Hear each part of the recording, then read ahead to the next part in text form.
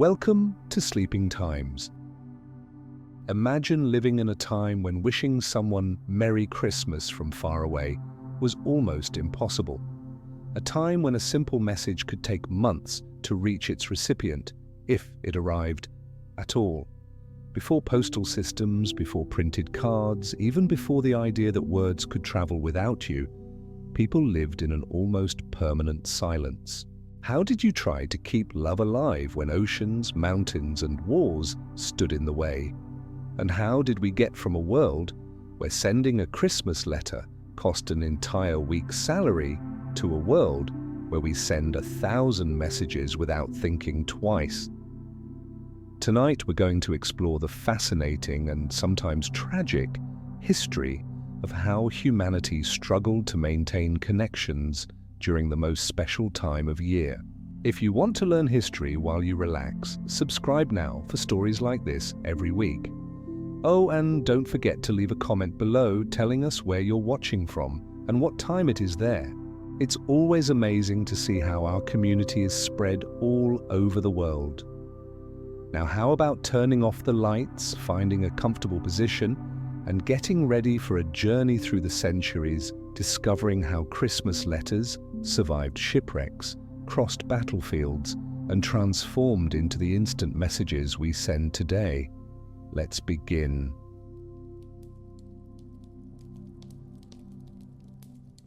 Imagine a world where saying Merry Christmas to someone far away was almost impossible. A world where mountains, oceans, and forests were impassable barriers to human feelings. Before organized postal systems, before printed cards, even before the idea that a message could travel hand to hand until it reached someone on the other side of the world, people lived in deep, permanent silence. Think about it for a moment. How long have you gone without speaking to someone you love? A day? A week? Now multiply that by months, by years, sometimes by an entire lifetime. That's how humanity lived in the first centuries of the Christian era, when Christmas celebrations were beginning to take shape in European communities. Communication depended exclusively on whoever was physically present. Families gathered not just by tradition, but by absolute necessity. If you wanted to wish good holidays to a brother who had moved to another village just 20 kilometers away, your options were limited. Either you walked there facing snow, wolves, and bandits, or you simply said nothing. The concept of sending a message without being present was, for most people, something close to magic. How would you feel knowing you would never again hear the voice of someone who left for distant lands?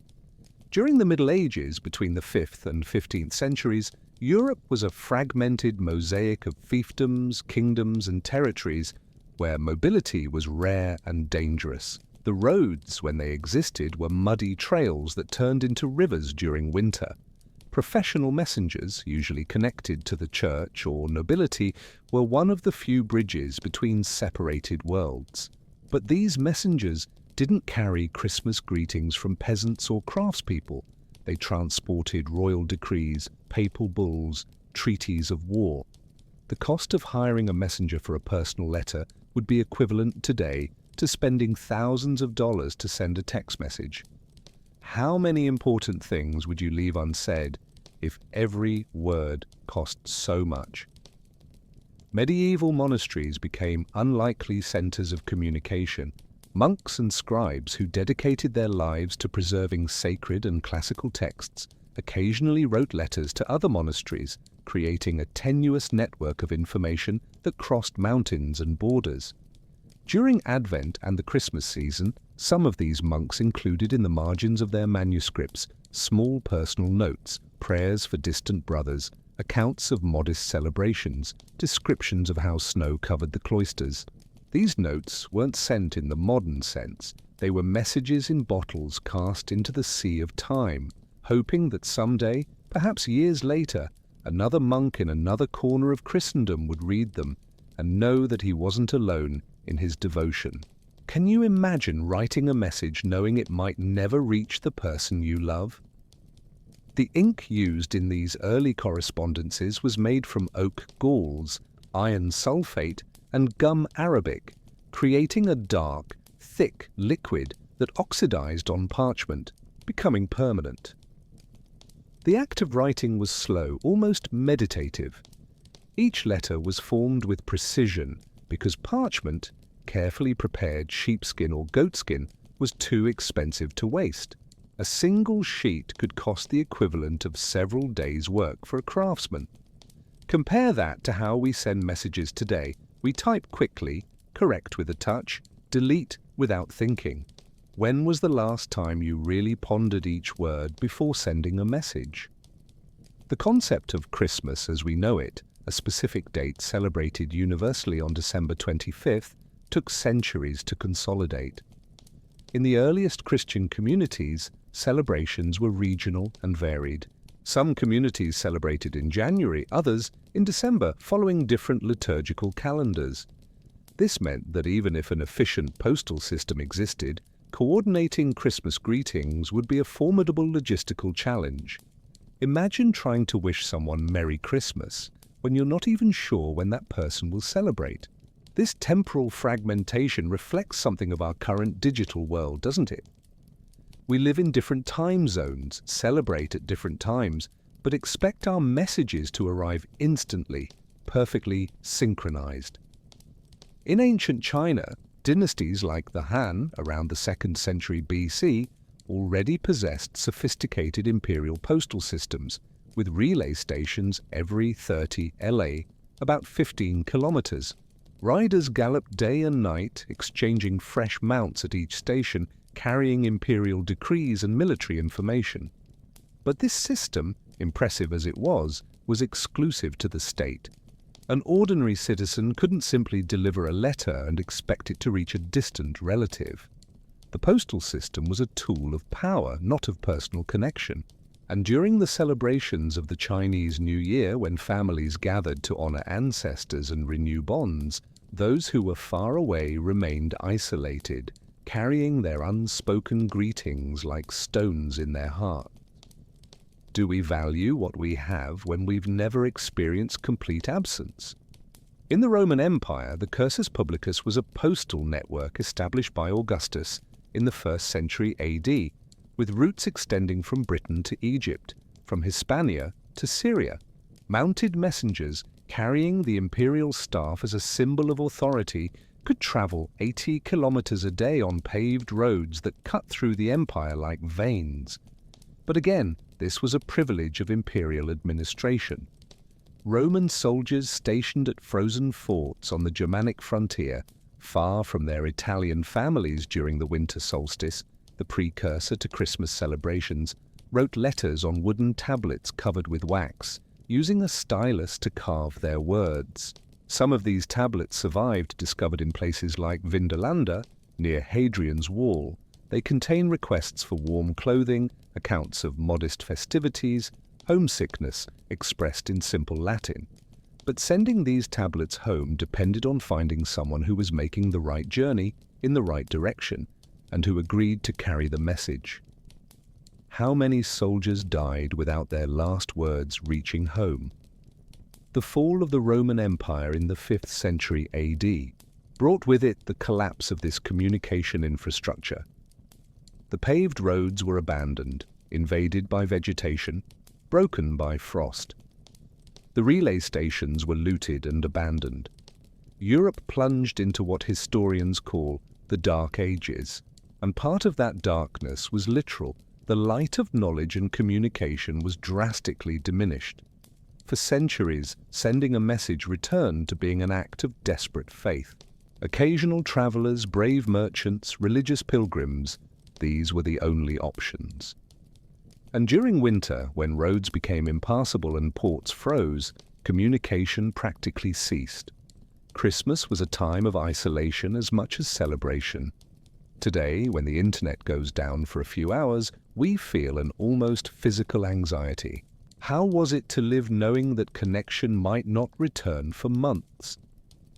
In medieval Scandinavia, where winters were even more brutal, Viking communities developed their own Christmas traditions during Yule, solstice celebrations that eventually merged with Christian Christmas. When a warrior left for commercial expeditions or raids that lasted months, he left behind not letters, but objects: a ring, a decorated clasp, an amulet. These objects were physical promises of return, tangible substitutes for unspoken words. Families kept them as talismans, touching them during long winter nights, imagining the distant loved one. There was something profoundly human in this materiality of longing. Today, we maintain constant contact, but do our emojis and quick messages carry the same emotional weight as an object kept for months, warmed by the hands of someone waiting? Viking runes carved into wood or stone were another form of communication, but they didn't function as a postal system. They were territorial markings, memorials, public declarations. Some rune stones mention men who died in the east or never returned from the south, serving as epitaphs for those whose deaths were never confirmed. During Yule, families lit bonfires and told stories of these absent ones, keeping their memories alive through oral narrative. Communication wasn't about sending information across space, but about preserving presence through time. Think about how we archive our digital conversations today, endless scrolls of messages we rarely revisit. Which system actually preserves memory better, the eternal but ignored digital, or the oral, limited but constantly renewed? In the medieval Islamic world, especially during the Abbasid Caliphate in the 8th into 10th centuries, the postal system known as barid was remarkably efficient. Carrier pigeons carried messages between cities, relay stations dotted the routes of the Silk Road, and ornate calligraphy transformed letters into works of art. During Ramadan and other religious celebrations, Muslim merchants traveling to China or sub-Saharan Africa could sometimes send news home through this network. But the cost and complexity meant that only the richest or best connected could use the system regularly. For the common person, a pilgrimage to Mecca could mean years without contact with family. Letters were dictated to professional scribes who charged by the word, forcing people to distill their emotions into economical sentences. Could you sum up a year of your life in a few expensive lines? In pre-Columbian America, civilizations like the Incas developed the chasqui system, runner messengers who took turns at stations along a network of roads that rivaled the Roman ones in extent. They used quipus, sets of knotted cords, to record numerical information and possibly narratives. During Inti Raymi, the celebration of the winter solstice in the southern hemisphere, which occurred temporally alongside the Christmas of the northern hemisphere, the Inca Empire stretched thousands of kilometers along the Andes. Families separated by these vertical distances, some at the freezing altitudes of the mountains, others in the hot jungles of the eastern slopes, lived in completely different climatic worlds but shared the same sky. Sending a message meant trusting that a runner would cross suspended canyons on swaying rope bridges, climb passes above 4,000 meters in altitude, descend trails where one misstep meant certain death. We complain when a message takes minutes to be delivered. They waited weeks knowing that each message was carried literally on the shoulders and legs of human beings who risked everything. Sub-Saharan Africa had its own communication networks, usually linked to trans-Saharan trade routes. Griots, oral historians of West Africa, were also cultural messengers, carrying stories, genealogies, and news between communities. But during celebration seasons, harvest festivals that varied by region, and that would later synchronize with Christmas in Christianized areas, communication depended on caravans that could take months to cross the Sahara. A message sent from Mali to Marrakesh at the beginning of the dry season might arrive only at the beginning of the next, and there was always the risk: sandstorms, bandit raids, animals dying of thirst. How many messages were lost in the dunes, swallowed by the desert, their words dissolved by the scorching sun? Our data can be lost in server crashes, but at least it doesn't feed vultures. This was the world before modern postal systems, before the idea that a Christmas message was a rite. not a rare privilege. It was a world where silence was the default condition of human existence, and any word that managed to cross the distance was a small miracle.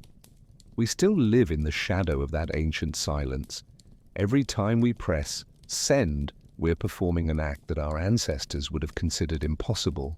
But has the ease of modern communication made us forget the value of each word? When everything can be said instantly, is something lost in translation?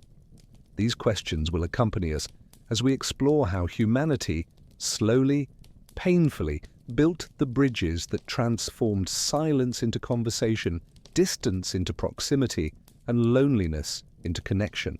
Because the history of Christmas mail is not just about letters and cards, it's about the fundamental human desire to be remembered, to be loved across the distances that separate us. The transformation began not out of compassion, but out of necessity for power. In the 13th century, as medieval Europe slowly emerged from the fragmented chaos of previous centuries, kings and emperors realized something crucial. You cannot govern what you cannot reach. A royal decree issued in Paris had no value whatsoever if it never reached Lyon, Bordeaux, or Marseille. A papal order proclaimed in Rome was irrelevant if churches in Germany or England never received it. Control required communication, and communication required infrastructure. Thus were born the first organized postal systems of medieval Europe, not to connect separated lovers or divided families, but to extend the fingers of power across vast and undisciplined territories. Have you ever stopped to think that almost all communication technologies began as tools of control before becoming instruments of personal connection? In the year 1290, Edward I of England established one of the first organized royal messenger systems, called the Royal Mail. The term mail comes from Old French mail, which means bag or sack, literally, the leather sack where messengers carried documents. These messengers, identified by special plaques that protected them from local taxes and gave them the right to fresh horses at royal inns, galloped through muddy roads between London and castles on the borders. During winter, when Christmas festivities paralyzed most activities, these men still rode because war and administration didn't respect religious calendars. They slept little, ate on the move, and many died young from pneumonia, accidents, or ambushes. Their leather bags carried treaties, but not Christmas letters from commoners. Yet they were building the backbone of what would eventually allow a father to send news to a distant son during the year-end holidays. The Taxis family, originally from Bergamo in Italy, revolutionized European communication in the late 15th century. In 1490, Francisco de Taxis was appointed chief of the posts by Holy Roman Emperor Maximilian III, establishing a network of relay stations that connected Innsbruck to Brussels, passing through dozens of cities. The Taxis' innovation was simple but brilliant: regular times and predictable routes. For the first time, you could know that a letter sent from Vienna on a Monday would arrive in Brussels in approximately 9 days, weather permitting. During Advent 1500, as Europe prepared to celebrate the birth of Christ at the beginning of a new century, some of the first non-official letters began to infiltrate the system.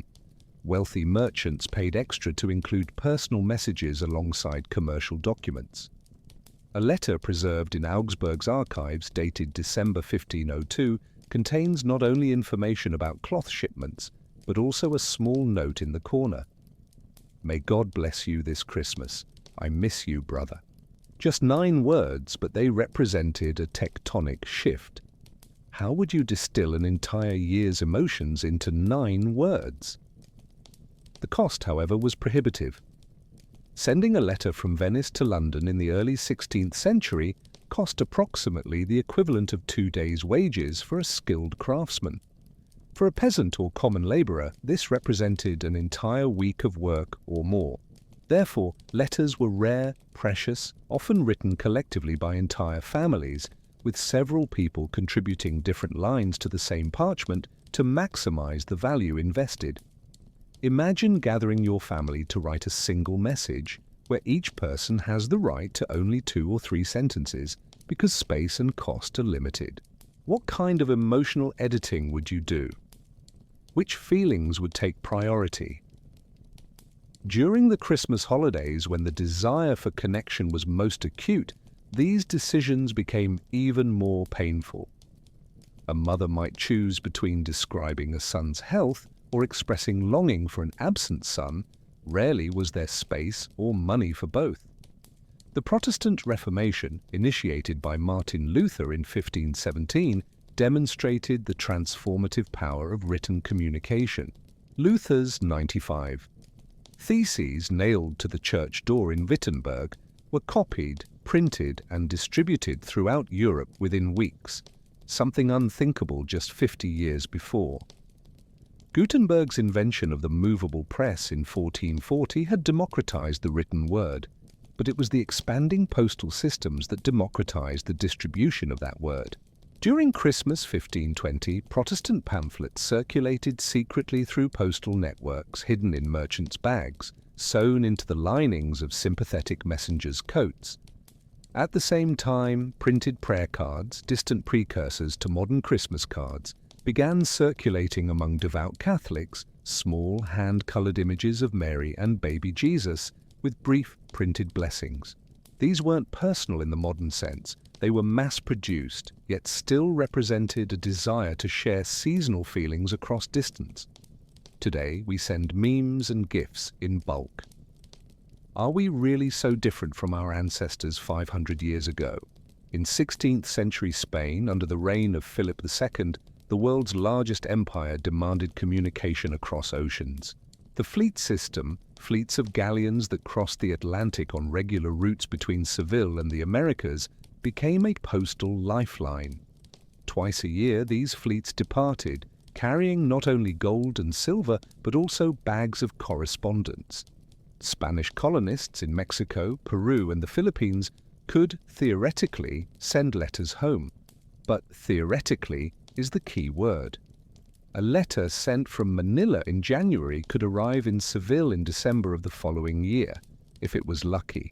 Most letters never arrived, lost in shipwrecks, destroyed by moisture in shipholds, stolen by pirates, or simply mislaid in port bureaucracy. A 1585 account describes a Spanish soldier in Cartagena de Indias in present-day Colombia who wrote Christmas letters to his mother in Toledo every year for 15 years. Only 3 arrived. He never knew which ones. Imagine writing messages into the void, never knowing if your words reached their destination. How would that change the way you communicated? The English postal system expanded significantly under the reign of Henry VIII, not out of generosity, but out of paranoia.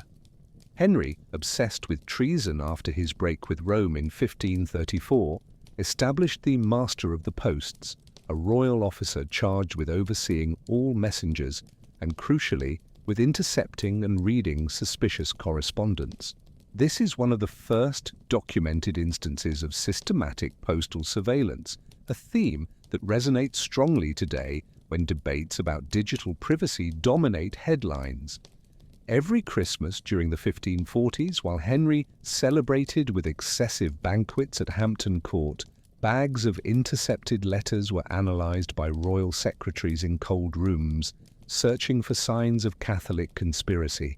Some of these letters were perfectly innocent Christmas messages, a merchant sending seasonal blessings to a partner, an exiled nun writing to her sister. But they were opened, read by strange eyes, catalogued. The price of communication was the loss of privacy. Would you trade the ability to send messages for the certainty that someone is reading all of them? Many of our ancestors had no choice. In France, Louis XVI established the Poste Royale in 1477, creating a network of relay stations that extended from Paris to the borders. The system was so efficient that in 1576, Henry III partially opened the service to the public, although it was still too expensive for most. During Christmas 1590, in the midst of the French wars of religion between Catholics and Huguenots, the postal system became a battlefield. Both sides tried to intercept each other's correspondence, and messengers were frequently murdered on the roads. A letter preserved in Paris dated December 24, 1591, was found on the body of a dead messenger near Orleans. It was stained with blood, but legible. It simply said, "I am alive. May Christ reunite us in the peace of his birth." The recipient never received it, but historians recovered it centuries later. How many Christmas messages were lost to history, carrying hopes that were never delivered? And how many of our digital messages, seemingly eternal, will be completely inaccessible 100 years from now when file formats and platforms become obsolete? In the Islamic world, the Barid system continued to evolve. In the Ottoman Empire of the 16th century, during the reign of Suleiman the Magnificent, an efficient postal network connected Istanbul to Baghdad, Cairo, Damascus, and beyond. During Ramadan and other festivities, when Muslim merchants sent greetings throughout the empire, the system functioned with remarkable precision. Carrier pigeons were still used for urgent messages, capable of covering in hours distances that took days on horseback. There are accounts of merchants in Aleppo sending business news and seasonal greetings to Istanbul via pigeon, with the message arriving before even land caravans departed. But there was an art to writing for pigeons. The paper had to be light enough not to overburden the bird, which meant tiny messages written in microscopic calligraphy. Some of these messages, preserved in Turkish museums, need to be read with magnifying lenses. The brevity imposed by pigeon biology forced writers to an economic elegance. Think of the character limits of Twitter or SMS. Are we really inventing something new, or just rediscovering old limitations in new forms? Ming Dynasty China, between the 14th and 17th centuries, maintained one of the world's most extensive postal systems, with more than 2,000 postal stations distributed throughout the empire. The system was so well organized that there are detailed records of how long it took for a message to travel from Beijing to Guangzhou, approximately 21 days under normal conditions. During the Spring Festival, the Chinese equivalent of New Year, that shares the family-centered spirit of Western Christmas, government officials stationed in distant provinces sent elaborate letters home, often accompanied by small gifts. A piece of local silk, a sachet of rare tea, a miniature painting. These letters followed rigid poetic formats with personal feelings interwoven with classical literary allusions. A typical letter might begin by describing the full moon over a distant river, use that as a metaphor for longing, reference a Tang Dynasty poem about separation, and only then directly mention family. The emotion was real, but arrived wrapped in layers of cultural convention. Compare that to our heart emojis and quickly typed, "I miss you."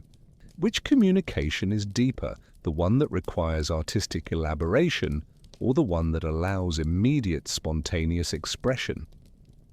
In 16th century Russia under Ivan the Terrible, the distances were so vast that postal communication was almost impossible.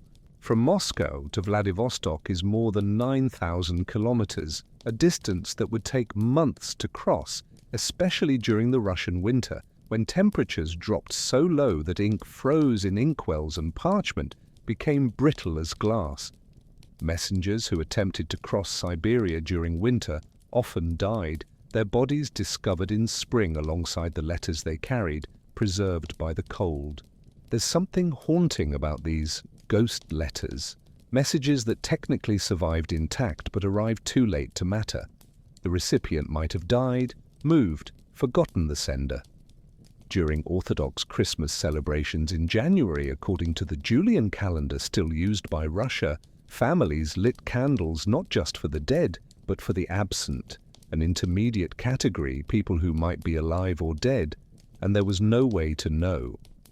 The uncertainty was its own form of mourning. Today, when someone doesn't respond to our messages, we become anxious after a few hours. Imagine living with that uncertainty for years. Edo period. Japan, which began in 1603, developed the Tokaido system, a network of roads with 53 relay stations connecting Edo, modern Tokyo, to Kyoto.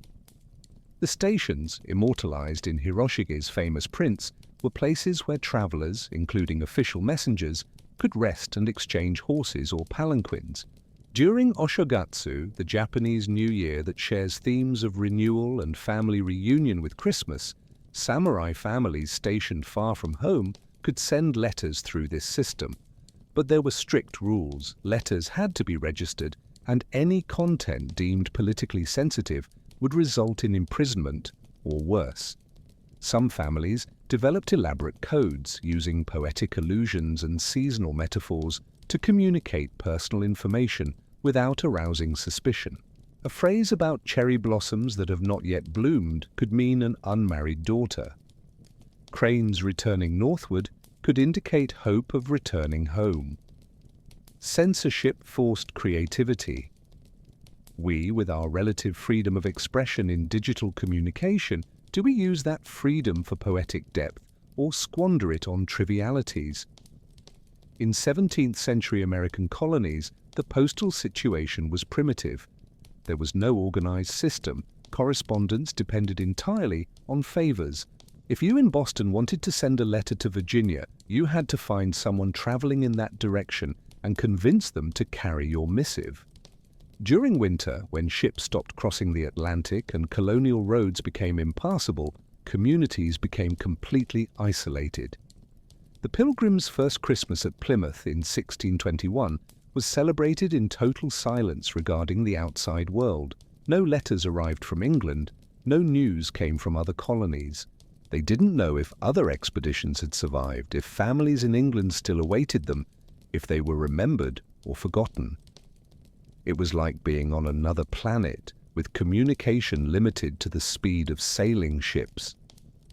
Today, astronauts on the International Space Station have better communication with Earth than colonists in Massachusetts had, with England separated by far less distance. Progress is sometimes more extraordinary than we acknowledge, isn't it? In 1635, Charles I of England formalized the postal system by making it officially available to the public, although costs remained prohibitive for most. The headquarters of the post office in London, located on Bishopsgate Street, became a social meeting point where people waited for news from loved ones. During the Advent season, crowds gathered there daily, hoping that messengers would arrive with bags of correspondence. There was an almost religious atmosphere in these postal vigils, people praying that their names would be called, that a letter had arrived. When letters did arrive, they were often read aloud to groups of illiterate people, making private communication surprisingly public. Your declarations of love, descriptions of hardships, Christmas greetings, everything became community performance. Compare that to the absolute privacy of our text messages. Did we lose or gain something with this privatization of communication? The English Civil War from 1642 to 1651 highlighted the strategic importance of the posts. Both sides, royalists and parliamentarians, fought for control of postal routes and relay stations. Intercepting enemy correspondence provided valuable intelligence, while controlling the flow of letters allowed propaganda and censorship. During Christmas 1644, when Oliver Cromwell and the Puritans controlled much of the country, they actively prohibited Christmas celebrations, considering them excessively Catholic and indulgent. Ironically, this made Christmas letters even more important to royalists and secret Catholics. They were forms of resistance, ways to keep forbidden traditions alive through written words. Some letters from this period, preserved in archives, contain Christmas blessings written in code or invisible ink made from lemon juice. Communication became an act of courage. Today, when we freely post holiday messages on social media, we rarely think that there were times when wishing Merry Christmas publicly could result in imprisonment or death. Freedom of communication is often invisible until it's threatened. These first postal systems, for all their limitations and failures, represented a silent revolution. For the first time in human history, it was becoming possible, though expensive, slow, and uncertain, to send words across great distances without being physically present. The silence that had enveloped humanity for millennia was beginning to crack, allowing small streams of human voice to leak through the fissures. But these first Christmas letters, rare and precious, raise a question that persists today. When communication becomes easier, does it also become more superficial? When something can be said at any time, do words retain the weight they had when each message was a significant investment of resources and emotion? We were entering an era of connection, but what was being lost in the process? These tensions would only deepen as postal systems evolved and democratized, bringing Christmas communication to the masses, but at what cost? The 18th century marked a radical transformation. The mail, which had been the privilege of kings and wealthy merchants, began its downward journey through social classes. It wasn't generosity that caused this, but pure economics. Governments realized that charging small fees to many people generated more revenue than charging enormous fees to few. In 1680, William Dockwra established the London penny post, where anyone could send a letter within London for just 1 penny, about a tenth of the previous cost. The idea was revolutionary: fixed price regardless of distance within the city, with multiple deliveries per day. Suddenly a baker could send a note to a relative across the Thames without spending an entire day's wages. For the first time, common people began to consider correspondence as something accessible. But think about it. Even this democratization still excluded the very poor and was limited to a single city. What would it be like to live in a world where every written word to someone distant had a measurable price? Benjamin Franklin, before becoming a founding father of the United States, revolutionized the American postal system. Appointed Postmaster General of the colonies in 1753, Franklin established regular routes, improved roads, and, crucially, published the first clear and public rate tables. Before him, postal costs were arbitrary, determined by individual messengers who charged what they thought they could extract. Franklin brought transparency and predictability. During Christmas 1760, for the first time, colonists in Philadelphia could know exactly how much it would cost to send Christmas greetings to Boston or Charleston. This seems trivial until you realize that cost predictability is fundamental to planning. If you don't know whether sending a letter will cost a day's wages or a week's, you simply don't send. Franklin's contribution wasn't just logistical, it was psychological, transforming mail from unpredictable luxury into a service that common people could budget for and trust. The Industrial Revolution, accelerating in the late 18th century, dispersed families like never before. Peasants left ancestral villages to work in factories in Manchester, Birmingham, Glasgow. Miners descended into coal cities in Yorkshire and Wales. For the first time in history, mass migration wasn't about crossing oceans, but simply crossing counties, distances of perhaps 100 or 200 kilometers that, without regular return, were as isolating as continents. A young man leaving his village in Cornwall to work at the docks of London in 1780 might never see his family again, even though they were only 400 kilometers away. Roads improved, but travel was still expensive and time-consuming. Letters became the only lifeline. During Christmas, a time that emphasized family and home, the homesickness of these displaced workers was almost unbearable. The first working-class Christmas letters, written in rudimentary English by poorly literate people, are moving documents. "Mother, I think of you. I hope the Christmas pudding is good this year. Your son who misses you." 20 words contain a universe of repressed emotion. The French Revolution of 1789 brought yet another unexpected turn for the mail. The revolutionaries, obsessed with ideals of equality, declared that the mail should serve all citizens equally. In 1793, at the height of the Terror, while guillotines worked ceaselessly in Paris, the revolutionary government expanded postal services to rural regions that had never had regular access. The irony was grim. the same government that publicly executed its opponents also delivered letters to remote villages for the first time. During Christmas 1793, celebrated secularly under the new revolutionary calendar, letters circulated through revolutionary France carrying terrible news. Your brother was executed. Our cousin fled to England. The churches were closed, but I remember our Christmas prayers together. The mail carried as much mourning as love.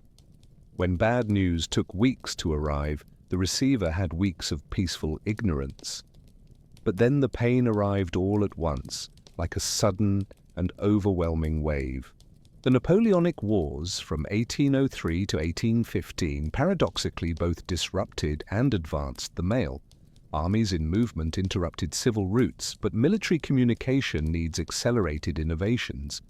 Napoleonic soldiers stationed from Spain to Russia wrote letters home that, surprisingly, often arrived through military postal systems.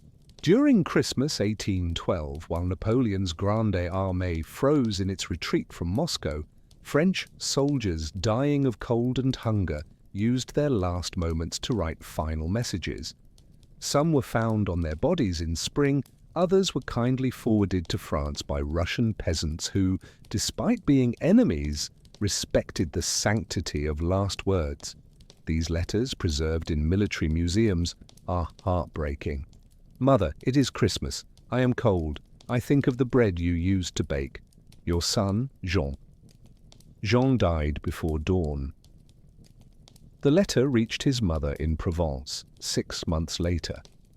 How do you respond to a final message from someone who has been dead for half a year? In 1840, Sir Rowland Hill revolutionized the world with a simple idea: the prepaid postage stamp. Before that, the recipient paid for delivery, which created constant problems, people refusing to accept letters to avoid the cost, unpaid messengers, complicated credit systems. Hill proposed that the sender buy a small adhesive piece of paper, a stamp, proving prepayment, and that the cost be uniform regardless of distance within the United Kingdom. The penny black, the world's first postage stamp issued in May 1840, featured the profile of young Queen Victoria. Suddenly, sending a letter from London to Edinburgh cost the same as sending it across the street. 1 penny. The impact was seismic. Within a year, the volume of correspondence tripled. For the first time, common workers could afford regular communication. During Christmas 1840, estimates suggest that more than 100,000 letters were sent in the United Kingdom in just the week before December 25th, a number that would have been unthinkable a year before. Democratization had finally arrived at written communication. The Victorian era, from 1837 to 1901, saw the explosion of the Christmas card as we know it. Sir Henry Cole in 1843 commissioned the first commercial Christmas card, an illustration of a Victorian family celebrating with the words, "Merry Christmas and a Happy New Year." 1,000 copies were printed and sold for 1 shilling each. The idea was practical. Instead of writing dozens of individual letters, you could buy pre-printed cards, add a brief message, and send them in bulk. This might sound impersonal, but to Victorians, it was liberating. For the first time, maintaining contact with broad social circles during the holidays was possible without dedicating entire weeks to writing. Of course, purists of the time complained that pre-printed cards were lazy and insincere, a debate about authenticity versus convenience that echoes through the centuries whenever new forms of communication emerge. What counts more, the intention to reach many people or the personalized depth for each one? Victorian postmen became astonishingly efficient. London in the 1850s had 6 mail deliveries per day. You could send a letter in the morning and receive a reply in the afternoon, within the same city, of course. During the Christmas season, Victorian postmen worked 16 hours a day, 6 days a week. They walked miles through the muddy streets of London, carrying heavy bags of cards and letters. Many developed chronic foot and back problems, but there was also professional pride.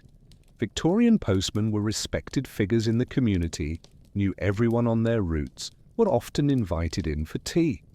They were, literally, bearers of good and bad news, human connectors in an increasingly complex network.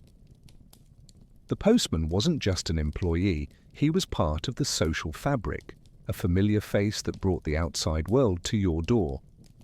In the post-Civil War United States, the expansion of the mail followed the expansion of the railroad westward. The Pony Express, operating only from April 1860 to October 1861, captured the popular imagination despite its brief existence. Young riders, weighing less than 125 pounds, galloped in relays from Missouri to California, covering 2,000 miles in just 10 days, half the time of traditional stagecoaches. During the winter of 1860-1861, Christmas messages crossed the Rocky Mountains on horseback, with riders facing snowstorms, Native American attacks, and treacherous canyons. Several riders died. Their mailbags were recovered and delivered by their replacements. "The mail must go through" became more than a slogan. It was a sacred oath. These men risked their lives to ensure that written words reached their destinations, treating each letter as a sacred responsibility. Simultaneously, steamships accelerated transatlantic mail. What took 2 months of sailing in the 1700s was reduced to 10 days of steam in the 1860s. European immigrants in the United States, for the first time, could maintain realistic contact with families left behind. During Christmas 1870, it's estimated that more than 500,000 letters crossed the Atlantic in both directions, most to and from immigrants. These letters contain fascinating stories, exaggerated success to avoid worrying families, repressed homesickness hidden between optimistic lines, and tensions between old and new worlds. Many European families depended on money remittances sent by relatives in America. Dollars hidden in Christmas letters were, literally, the difference between survival and starvation during harsh winters. The mail wasn't just emotional, it was economic, a lifeline, both material and spiritual, connecting 2 continents. Australia and New Zealand, distant colonies of the British Empire, faced extreme communication challenges. Correspondence from England took months, travelling dangerous sea routes around the Cape of Good Hope or through the Suez Canal after its opening in 1869. British colonists celebrating Christmas in December, in the stifling heat of Australian summer, sent letters describing lamb barbecue on the beach to relatives in England experiencing traditional snowy Christmas.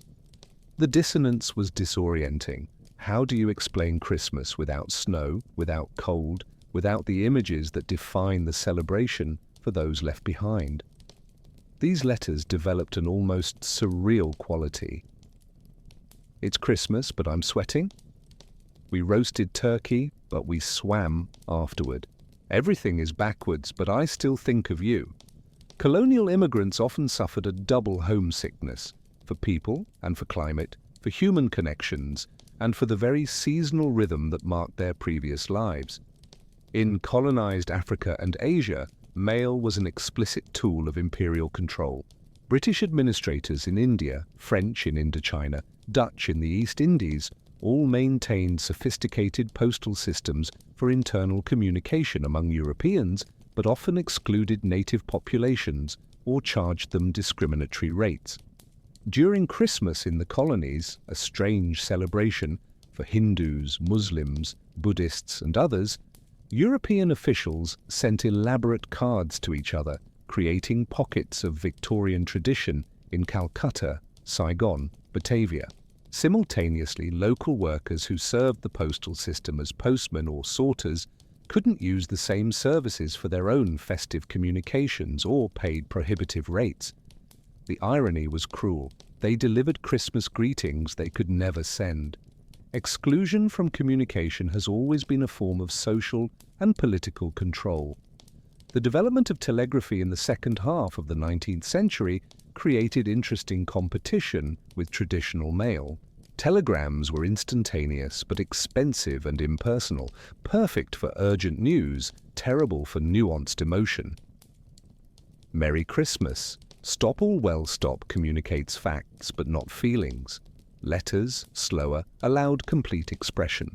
A natural division emerged: telegrams for urgency, letters for intimacy. During crises, death, illness, disaster, telegrams arrived first, shocking with their brutal brevity. Letters followed days later, filling in details, offering comfort. This division of communicational labor reflects patterns that persist: fast forms of communication for immediate coordination, slower and more elaborate forms for deep emotional connection. The question is whether we still maintain this distinction, or whether the convenience of speed has cannibalized all communication, including what should be slow and thoughtful. By the end of the 19th century, Christmas mail had become an established institution in most Western countries. Millions of cards circulated annually. Postmen were modest celebrities known on their routes, often receiving Christmas gifts from regular customers: an orange, a piece of cake, a few coins. Printers developed increasingly sophisticated techniques: three-dimensional cards with layers of paper creating depth, cards with hand-glued glitter, cards perfumed with floral essences. Competition for the most beautiful cards reflected social competition. Victorian families displayed received cards on fireplaces and tables, quantifying popularity by the number and quality of cards received. It was tangible, measurable social validation. The human need for visible connection and social recognition is not a new phenomenon. It simply found new forms of expression through the centuries. The Victorian postman, walking through snowy streets in December with his heavy bag, became as iconic a figure of Christmas as Santa Claus.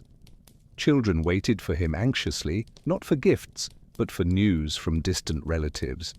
There was something profoundly human about this figure, a stranger who, through his daily work, connected families, maintained friendships, preserved long-distance romances. He didn't know the contents of the letters he delivered, but he knew from the expressions on faces when the door opened, explosive joy or quiet sadness, the impact his deliveries caused. Some postmen kept unofficial diaries, noting observations. Mrs. Thompson received a letter from Australia, cried with happiness. Davy's family received nothing this year, they seem lonely. These diaries, when they survive, are extraordinary documents about the emotional life of entire communities, seen through the singular lens of a man who delivered words but witnessed feelings. What other professions carry such involuntary intimacy with people's private lives? The 20th century dawned with promises of unprecedented technological progress, but it also brought conflicts of unimaginable scale. And amid the horrors of world wars, Christmas letters assumed a meaning that transcended simple seasonal greetings. They became anchors of sanity, proof that humanity still existed in a world driven mad by violence. World War I, from 1914 to 1918, mobilized millions of men who were torn from their homes and sent to muddy trenches in France, Belgium, Italy, the Middle East. For these soldiers, separated from everything they knew, letters were more than paper and ink. They were emotional oxygen. During Christmas 1914, just months after the start of the war that everyone thought would end quickly, something extraordinary happened. Have you ever heard of the Christmas truce? And what if it wasn't just about a ceasefire, but about the desperate desire for human communication and connection? At various points along the Western Front, British and German soldiers who had spent months trying to kill each other spontaneously left their trenches on Christmas Eve. It began with songs: Stille Nacht, sung in German from one side, Silent Night, in English, from the other. Then, carefully, men climbed into no man's land, that devastated space between the trenches.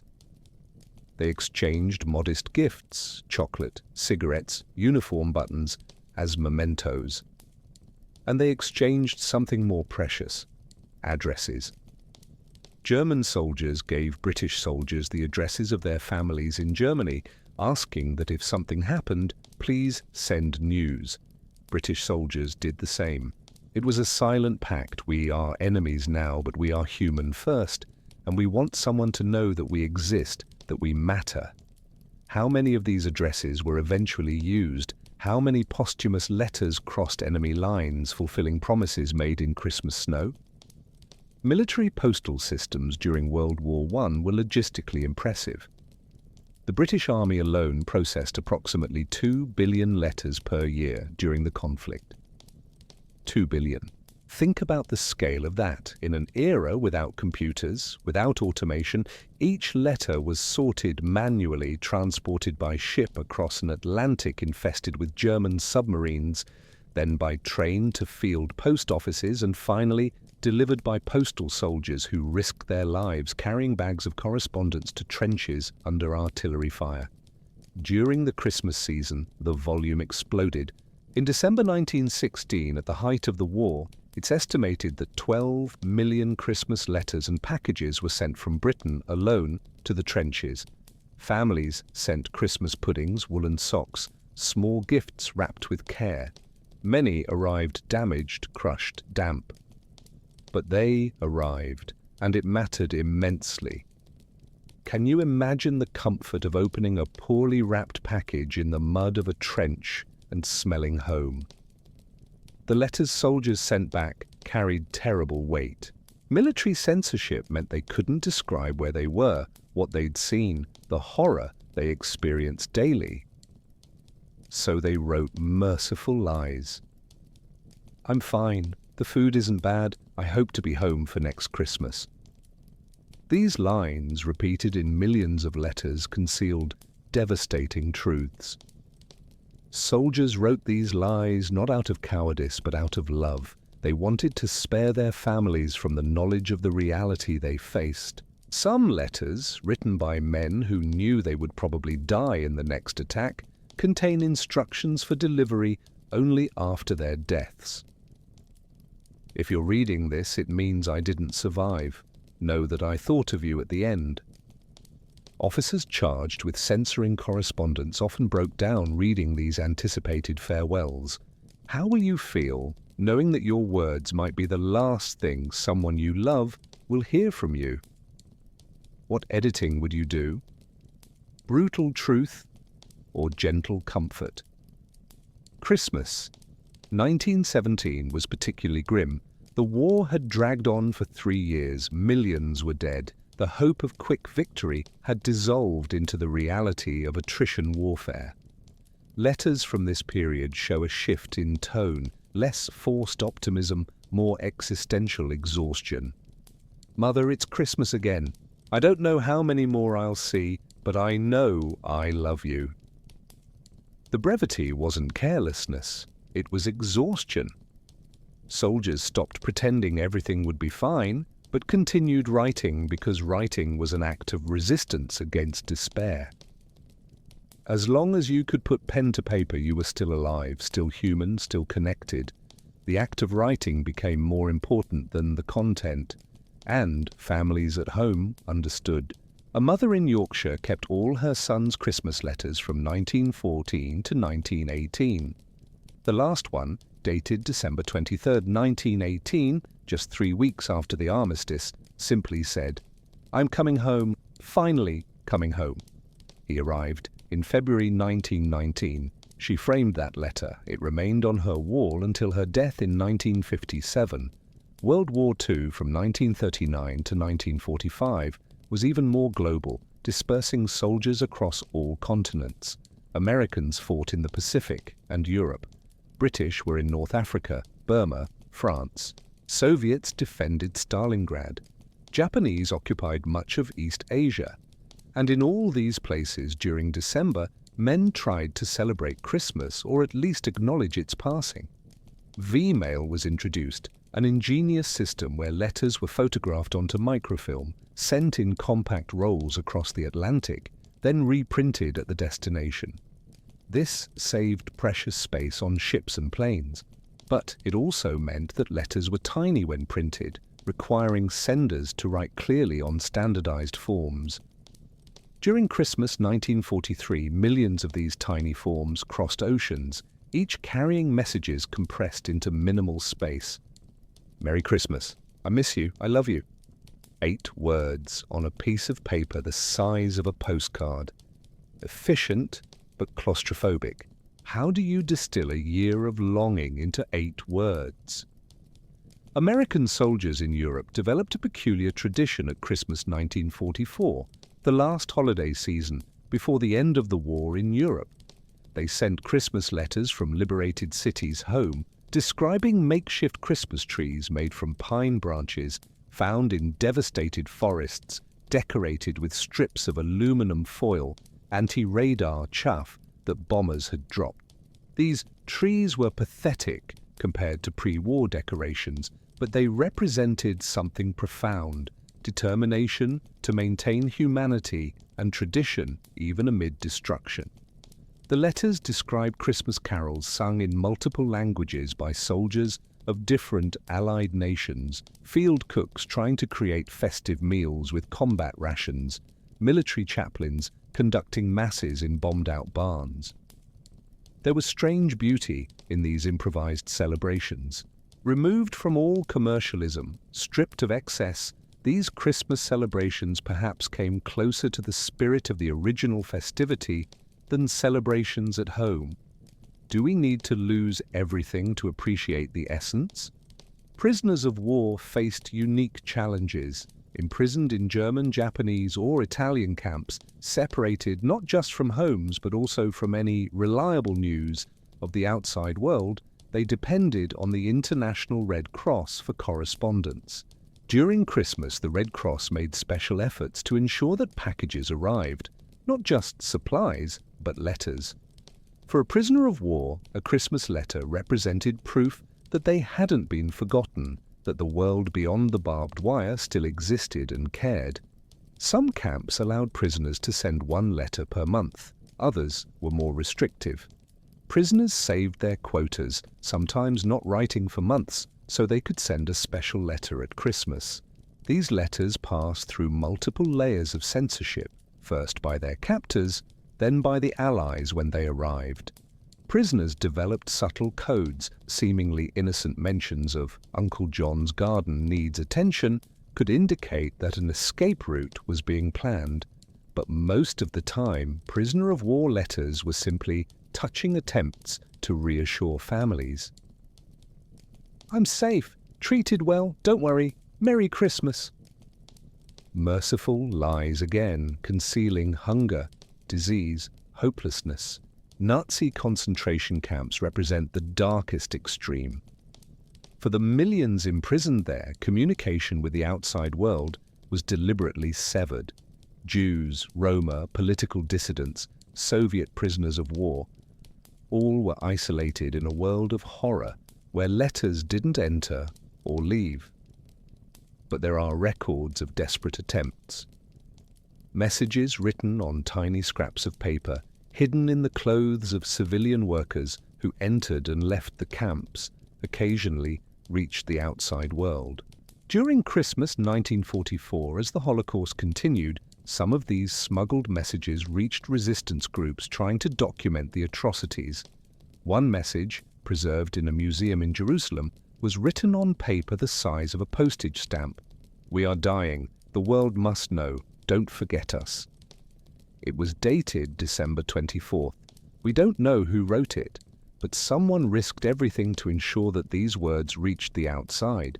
The human need for communication, for testimony, for being remembered, persists even in the most extreme circumstances. After the war, in the ruins of Europe in 1945 and 1946, postal services tried to rebuild amid chaos. Entire cities had been destroyed, addresses no longer existed. Refugees and displaced persons, estimated at 11 million in Europe alone, searched for lost families. The Red Cross established a tracing service that attempted to reunite separated families. During Christmas 1945, the first after the war's end, millions of letters were sent to addresses that might no longer exist, hoping that somehow they would arrive. To the Schmidt family, formerly of Dresden, Dresden had been incinerated in bombing. To Maria Kowalski, last seen in Warsaw, Warsaw had been systematically demolished. But people wrote anyway because what other option was there? Some of these letters miraculously arrived. Postal workers improvised, asked neighbors, checked refugee lists. A postman in Berlin kept a box of undelivered letters for years, refusing to give up, periodically checking new records to see if recipients had reappeared. In 1953, he finally delivered a letter sent in December 1945. The recipient had survived a concentration camp, spent years in hospitals, finally returned. The letter from his sister in America said, "Are you alive? Please answer. It's Christmas and I pray for you." 8 years later, he could finally answer, "Yes, I'm alive." The Korean War from 1950 to 1953 and then the Vietnam War brought new challenges. Letters now competed with emerging technologies. During Vietnam in the 1960s and 70s, soldiers still wrote letters in mass, but also recorded messages on cassette tapes that could be sent home.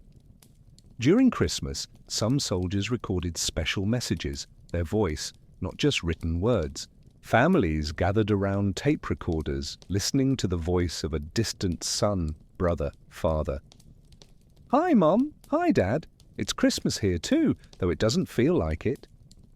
Missing the turkey and mashed potatoes. Missing you.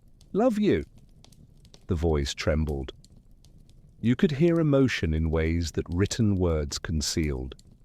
But recordings had their own emotional cost. By listening repeatedly, families began to memorize every pause, every hesitation, every silence where unspoken words hung heavy. It was technologically mediated intimacy, closer than a letter, but still separated by thousands of kilometers and unimaginable dangers. Communicational progress brought paradox, greater emotional closeness, but also greater awareness of physical distance. Throughout the 20th century, each military conflict demonstrated the same truth. No matter how advanced war technology became, the fundamental human need for communication during the holidays remained constant.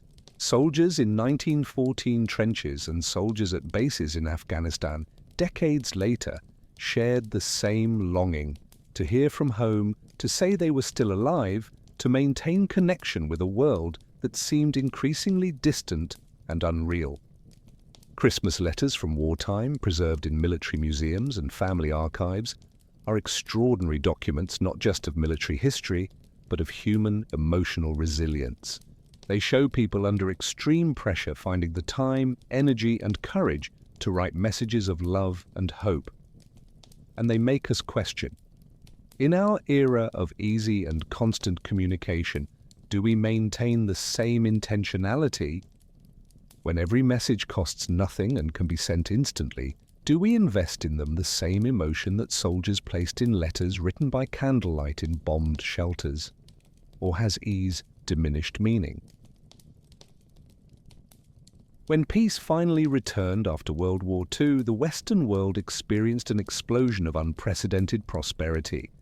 The 1950s and 1960s marked what many call the golden age of Christmas postal communication, a period when sending Christmas cards reached its peak as a social and cultural ritual. The scars of war were still fresh, but perhaps because of that, people yearned for normalcy, for comforting traditions, for publicly celebrated connections. Sending Christmas cards became not just a custom, but a social expectation. Families maintained elaborate lists of recipients, revised annually. Failing to send a card to someone who had sent you one was considered a serious insult. It was as if, after years of letters written in trenches and on battlefields, society was compensating, drenching itself in safe and cheerful festive communication. But did this abundance bring greater connection, or did it simply ritualize communication until it lost profound meaning? The greeting card industry exploded in the post-war period. Companies that had once been modest operations became corporate giants, producing hundreds of millions of cards annually. By 1960, Americans alone were sending more than 3 billion Christmas cards per year. 3 billion. Stores dedicated entire sections to cards, organized by category: religious, secular, humorous, elegant, children's. Choosing Christmas cards became a family activity, with debates about which design best represented the family's personality. Cards evolved in complexity. Some played music when opened, others had moving elements, some even contained small, hand-glued photographs before the era of cheap photocopying. There was genuine art in this design. Talented illustrators dedicated entire careers to creating images that captured the Christmas spirit. But there was also increasing standardization. Millions of families sent nearly identical cards, personalized only with a hurried signature. Mass production had arrived at personal communication. The 1950s saw the introduction of the Christmas card with family photographs. For the first time, photographic technology became accessible enough that middle-class families could hire photographers or even take their own photos, print them, and attach them to cards. This created a new dimension of communication, not just words describing how the family was doing, but visual evidence. Look how the children have grown. See our new house. Here we are in front of the Christmas tree. These photographs, usually carefully staged with everyone wearing their best clothes and smiling perfectly, were curated windows into private lives. But were they honest windows? Families with financial difficulties borrowed money to buy new clothes just for the Christmas card photo. Unhappy marriages were hidden behind forced smiles. The problem child was strategically positioned and instructed to act normal for just 1 minute. Christmas photo cards initiated a tradition of curating public presentations of family life that continues today in different forms. Are we more honest about our lives now, or have we just found new platforms for the same careful staging? The 1960s brought seismic cultural changes that reflected in Christmas cards. The civil rights movement in the United States, protests against the Vietnam War, hippie counterculture, all of this began to infiltrate even seemingly apolitical traditions like Christmas cards. Some cards incorporated messages of peace more explicitly, not just traditional religious peace on earth, but peace as a political statement. Images of doves, peace symbols, references to global harmony appeared in designs. This was controversial. Some considered it inappropriate to politicize Christmas. Others argued that wishes for peace had always been central to the Christmas message. Debates about what constituted an appropriate Christmas card reflected larger social tensions. Some families stopped sending cards entirely, seeing the tradition as bourgeois conformism. Others doubled down on their commitment, seeing cards as an affirmation of traditional values in a changing world.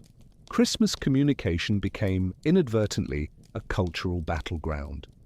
Do our year-end messages still carry this weight, or have we completely depoliticized them? The 1970s saw the rise of the Christmas letter card, long letters, often typewritten, describing the family's year in excruciating detail, then copied and sent to everyone on the mailing list. In January, Tommy started piano lessons.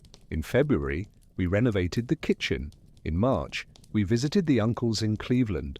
Month by month, accomplishments and activities listed. These circular letters were simultaneously intimate and impersonal, detailed but generic, shared with dozens or hundreds of recipients. Receivers had mixed reactions. Some appreciated detailed updates, especially about families living far away. Others found the letters excessive, even competitive, families seemingly trying to outdo each other in accomplishments and experiences. Our circular letter is more impressive than theirs became an unspoken subtext. Critics argued that circular letters represented communication at its most superficial, information without real connection, transmission without dialogue. But defenders pointed out that for large and dispersed families, it was impossible to write personalized letters to everyone. Circular letters were a pragmatic compromise. Does this debate sound familiar when we think about how we share life updates today? Postage costs, which had remained relatively low for decades, began to rise significantly in the 1970s and 1980s, partly due to inflation, partly due to increasing logistical complexity. Suddenly sending 100 Christmas cards was no longer trivially cheap. Families began cutting their lists, prioritizing recipients. Do we really need to send to the Smiths? We haven't seen them in years. Decisions about who to include or exclude became loaded. Cutting someone from the Christmas card list was, effectively, declaring that the relationship was no longer valued enough to justify the cost of a stamp. Some relationships ended not with confrontation, but simply with an unsent Christmas card. There was subtle cruelty in that, a family waiting for a card that never came, slowly realizing they had been cut off. Rising communication costs forced explicit evaluations of which relationships were worth maintaining. When communication was expensive, choices had to be made. Now that communication is essentially free, those choices have disappeared. But does that mean we maintain more genuine relationships, or do we just accumulate superficial connections? The 1980s brought the first incursions of digital technology into Christmas communication. Personal computers, still rare and expensive, allowed technology enthusiasts to create cards using primitive graphics. Dot matrix printers produced pixelated images of Christmas trees and bells. These early digital cards were technically impressive, but aesthetically inferior to professionally printed commercial cards. Yet they represented something new, the possibility of mass customization. You could create a unique design, then print it multiple times at home. For some, this was liberating. For others, it was a loss of craftsmanship and quality. There was also something impersonal about receiving a card you knew had been produced on a home printer. The person hadn't even gone out to buy an appropriate card. These tensions between traditional and technological, handmade and efficient, would continue to intensify in the decades to come. Each technological advance in communication brings both possibilities and losses. Do we recognize both, or do we only celebrate the new without mourning the old? The 1990s saw the apex and beginning of the decline of physical Christmas cards. It was the last moment before the internet would completely transform communication. Families still sent cards in bulk, but cracks were appearing. Mailing lists became harder to maintain as people moved more frequently. Increased population mobility meant that addresses became outdated quickly. Cards were returned marked "Recipient moved, new address unknown." There was melancholy in receiving these returned cards, reminders that people drifted out of orbit without you noticing. The annual ritual of updating mailing lists, crossing out the names of deceased people, adding new couples, updating surnames after divorces, became an archaeological record of how social networks changed over time. Some people maintained decades of lists, able to trace the evolution of their communities year by year. Today, contacts are updated automatically, synchronized across devices. We gained convenience, but lost that manual record of change. Postmen, who for more than a century had been central figures of the Christmas season, began to notice changes. The volume of Christmas mail, after decades of constant growth, stabilized in the 1990s and then began to decline slowly. Veteran postmen, who remembered carrying enormous bags of cards in the 1960s, now carried smaller loads. They felt the change viscerally, less weight on their shoulders, literally. Some felt nostalgia, others were simply relieved by the reduced physical work. But there was something sad in the perception that an era was ending. Older postmen told stories to younger ones about how it used to be. Streets decorated with lights, people waiting anxiously for deliveries, the feeling of being bearers of joy. Now many deliveries were commercial envelopes, catalogues, bills. The magic had diminished.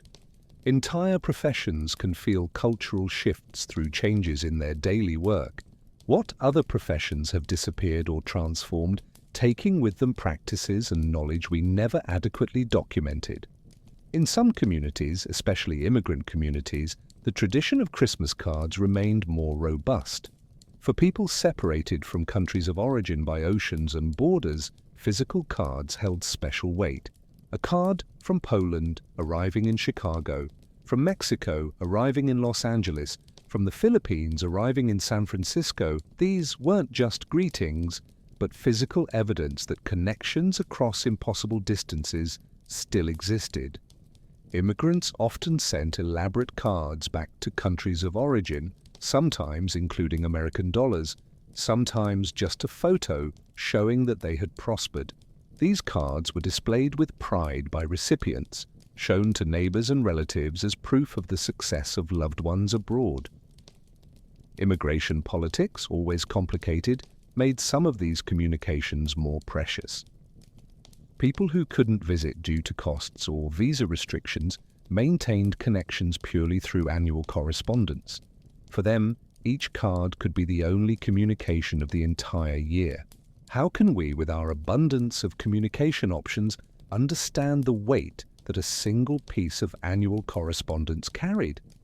The extreme commercialization of Christmas in the 1980s and 1990s also affected cards. Companies began sending corporate Christmas cards to clients, not as personal gestures, but as marketing. These cards, usually generic and obviously mass-produced, began to pollute mailboxes. People developed the ability to instantly distinguish between real cards from friends and family versus festive corporate spam. The corporate cards were usually thrown away unopened. This created a negative association. Christmas cards began to be seen by some as junk, not as valuable communication. The commercialization that had made cards widely available in the previous century now threatened to destroy their meaning through excess. Is there a lesson here about how commercialization of cultural practices can eventually empty those practices of meaning? When something becomes a product, does it cease to be a ritual? Despite these trends, many families in the 1990s still took Christmas cards very seriously. The first week of December was dedicated to writing personal messages on each card. Some wrote paragraphs, others just a few lines, but there was effort and intention. Children were recruited to help glue stamps, seal envelopes, organize by zip code. It was a family activity transmitting through generations. Grandparents taught grandchildren to write addresses clearly, to double-check spelling, to include zip codes. These small lessons in postal competence were also lessons in attention to detail, in the importance of doing things correctly. How many practical skills did we teach through rituals like this? And now that the rituals have changed, what skills are we teaching in their places? Or are we failing to teach them altogether? In the late 1990s, as the internet began to infiltrate homes, the first discussions emerged about electronic Christmas cards. Websites offered services where you could send e-cards, animated cards sent by email. They were free, instantaneous, and could include music and animations. Purists were horrified. This isn't a real Christmas card. It has no weight, can't be touched, can't be displayed. But pragmatists argued that e-cards allowed you to reach far more people, including those whose physical addresses were unknown, but whose emails were. The first e-cards were technically crude, low-quality flash animations, tinny MIDI music, designs that seemed to have been created in minutes, but they represented the future. And the future, however primitive it initially seems, eventually replaces the past. The question at the turn of the millennium was, would this be an improvement or a loss? The answer, as is often the case, was both, simultaneously. The golden age of Christmas cards, approximately 1950 to 2000, was a period when Christmas postal communication reached its most elaborate and socially significant form before beginning its transition to digital forms. It was an era of abundance when millions of cards flowed through postal systems in predictable annual waves, connecting families, affirming friendships, keeping social networks alive across distances. But it was also an era of growing tension between tradition and convenience, between craftsmanship and mass production, between genuine communication and empty social ritual. The Christmas cards from this period, preserved in boxes and albums in attics around the world, are fascinating cultural documents, records not just of graphic design and postal skills, but of how societies understood connection, family, community. As we look at them now, we must ask, what do we preserve when we keep these physical relics? And what will we lose when our current communications, purely digital and often ephemeral, leave no physical artifacts for future generations to examine? The messages will disappear when servers fail, but those yellowed Christmas cards from the 1960s can still be read. Which legacy is more lasting? If you're enjoying this journey through the history of Christmas postal communication, give this video a like. Every like shows us that this content is resonating with you and motivates us to bring you more fascinating stories. And if you haven't subscribed to Sleeping Times yet, now is the perfect time. We have many other historical journeys waiting for you.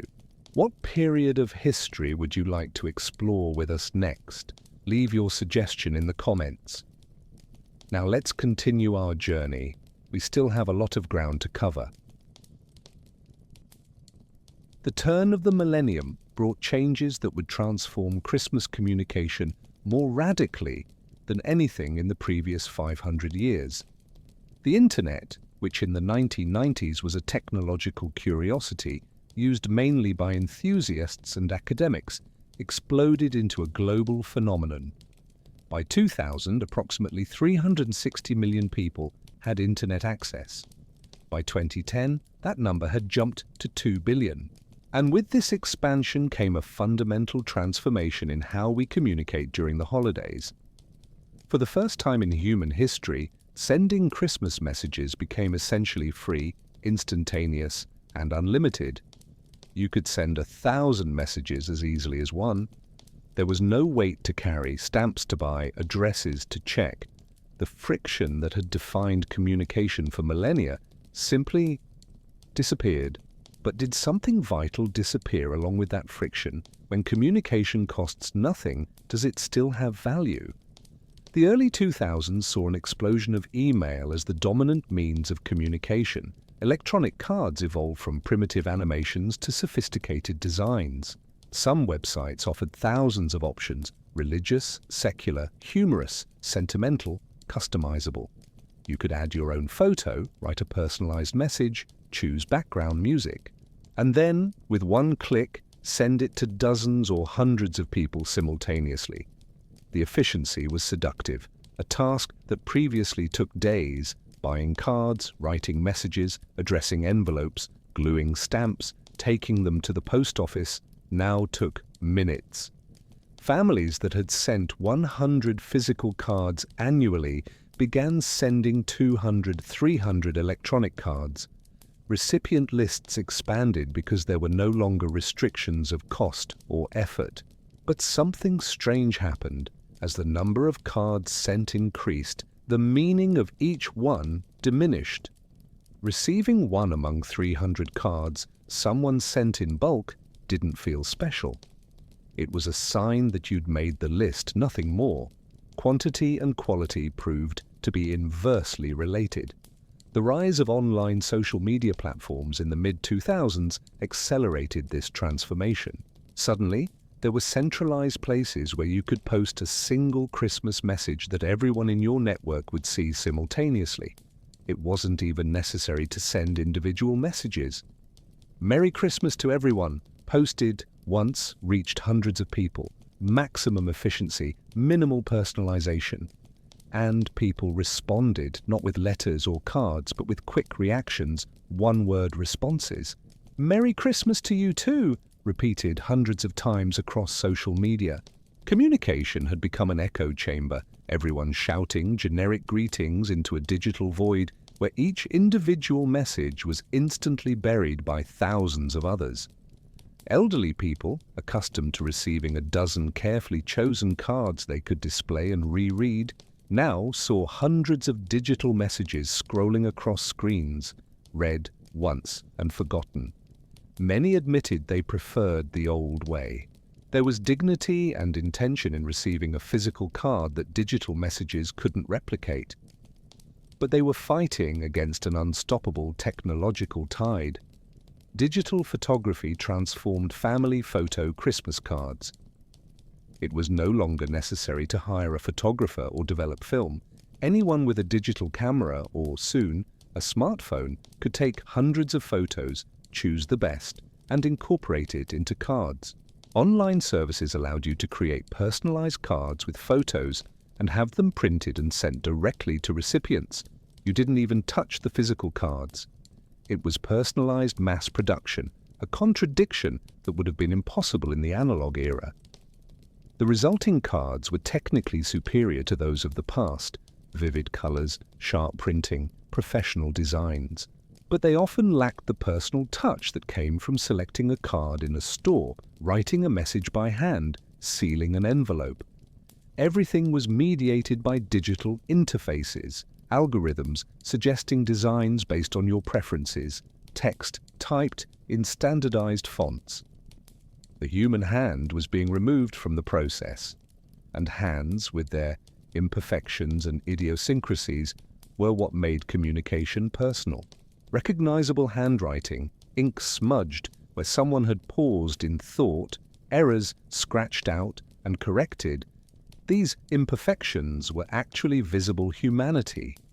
Digital perfection is, ironically, impersonal. Smartphones, becoming ubiquitous in the late 2000s and early 2010s, completed the transformation. Now Christmas communication could happen at any time, anywhere. Waiting in line on a bus, lying in bed, Christmas messages could be sent with a few taps. This mobility and convenience were revolutionary, but also trivializing. When you can do something at any time, the urgency and special significance of that act diminishes. Victorians waited for December to send cards. We send messages impulsively, almost reflexively, often without thinking deeply. Oh, it's Christmas, I should send something to so-and-so. Generic message typed, sent, forgotten in seconds. Compare that to Victorians sitting at tables for hours, carefully composing letters. Which approach results in more meaningful communication? The answer seems obvious, but perhaps it's more complicated. Perhaps frequent and casual communication keeps relationships alive in ways that rare but elaborate communication cannot. Or perhaps we're just rationalizing loss of depth as gain in breadth. An unintended consequence of digital communication was the collapse of geographic barriers, but also temporal ones. Someone celebrating Christmas in Australia on December 25th could send messages that arrived instantly in the United States, where it was still December 24th. Time zones became visible in ways they never had with physical correspondence, which took days or weeks. There was new confusion. Merry Christmas, sent from Tokyo at 8 a.m. on December 25th, arrived in New York at 6 p.m. on December 24th. Was it early? Late? Perfectly timed in some relative temporal dimension? The simultaneity that digital technology promised proved illusory when confronted with the reality of a planet spinning through time zones. And there was something alienating about receiving Christmas greetings when, in your own time zone, Christmas either hadn't arrived yet or had already passed. Time, which used to be locally consistent, fractured into multiple overlapping temporal realities. Are we prepared to live in a world where time is relative not just physically, but socially? The 2010s saw the emergence of video Christmas messages. Video technology became accessible through smartphone cameras and video calling services. Geographically dispersed families could, for the first time, celebrate Christmas together virtually, seeing each other's faces in real time, opening presents simultaneously through screens. For many, especially immigrants and expatriates, this was a genuine miracle. Grandparents in Italy could watch grandchildren in Australia open presents. Soldiers deployed in the Middle East could participate in family Christmas dinners via video. Technology offered presents in ways previously impossible. But others felt that video calls, despite being technically superior to letters, were emotionally unsatisfying. There was a ghostly quality, seeing someone but not being able to touch them, hearing their voice but distorted by digital compression, connection delays creating artificially fragmented conversations. And there was performative pressure. Letters allowed time to compose thoughts, live video required constant improvisation. Some people, especially introverts, preferred the distance and control that written communication offered. Technological proximity doesn't always equal emotional proximity. In parallel, an opposing movement emerged. Some people, tired of digital overload, deliberately returned to physical cards. Small businesses specializing in handmade cards thrived, serving a niche of consumers willing to pay a premium for handcrafted cards, often using old techniques like letterpress or engraving. These cards were expensive, sometimes $5 or $10 each, but they were statements. Sending one represented a significant investment of money and therefore, implicitly, valuation of the recipient. It was a conscious rejection of digital efficiency in favor of analog materiality. Recipients usually recognized and appreciated the gesture. Receiving an expensive handmade card amid a flood of free digital messages stood out dramatically. It was like receiving a handwritten letter in an era of typed texts. The exceptionality conferred meaning. This suggests that value in communication isn't intrinsic, but relative. Letters were special when everyone sent letters. Now, digital messages are standard, so physical cards have become special again. Value emerges from scarcity and effort. When communication is easy, difficult communication becomes precious. Traditional postal services felt the impact dramatically. The volume of first-class mail, the category that included Christmas cards, plummeted.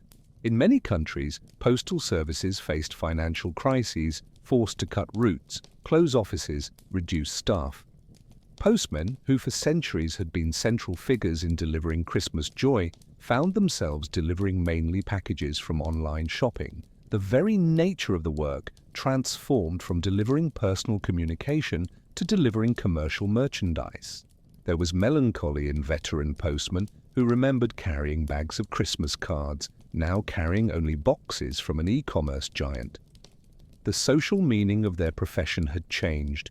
They were now part of consumer logistics, not community connectors. Some communities organized campaigns to save their local post offices, encouraging people to send more physical mail.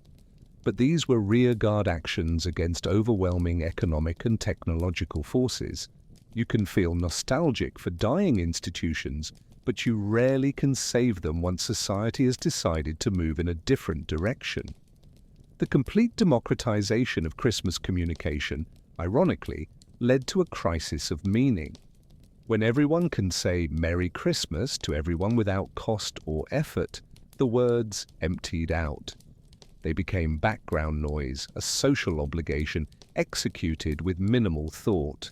Many people sent Christmas messages that were copy-pasted, identical to dozens or hundreds of recipients. Others created scheduled automatic messages. The automation that had freed postal workers from manual labor now threatened to automate even human intention. Chatbots, computer programs that simulate human conversation, began being used to send automatic greetings. You could theoretically receive a Christmas message from someone who didn't even know they'd sent one to you, generated and sent automatically by an algorithm. At that point, any pretense that digital Christmas communication maintained the spirit of the tradition had completely dissolved.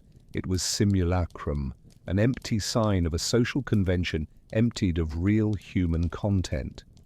But perhaps that's being too harsh. Perhaps the form changes, but the intention persists. Even a generic message represents recognition. I thought of you at Christmas. Doesn't that count for something? The digital revolution in Christmas communication was neither purely positive nor purely negative. It was, like most technological changes, complex and contradictory.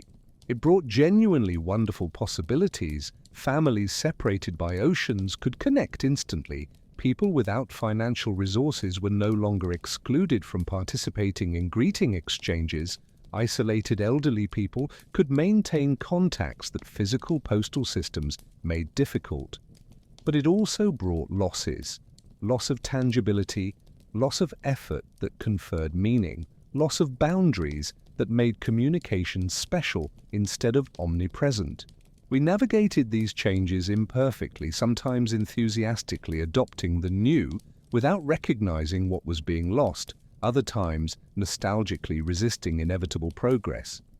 What is clear, looking at the first 2 decades of the 21st century, is that we transformed Christmas communication more radically in that short period than it had been transformed in the previous 500 years. And that transformation continues to accelerate, carrying us toward futures increasingly difficult to predict. The only certainty is that the way our great-grandchildren send Christmas messages will be as different from ours as ours is from Victorian handwritten letters. The question is, does the human essence behind communication, the desire for connection, to be remembered, to express love across distance, persist through all these transformations? Or is it too mutable, shaped by the technologies we use? As we advanced through the 2010s and entered the 2020s, a strange paradox emerged. Never in human history has it been so easy to communicate across distances, and yet many people report feeling more isolated and disconnected than ever. During the Christmas holidays, a time traditionally centered on family reunion and connection, this paradox becomes especially acute.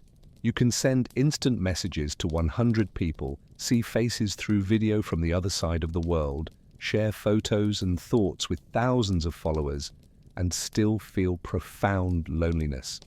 How did we get here? How can technologies explicitly designed to connect people paradoxically increase the feeling of isolation? The answer lies in understanding the difference between connection and presence, between communication and communion.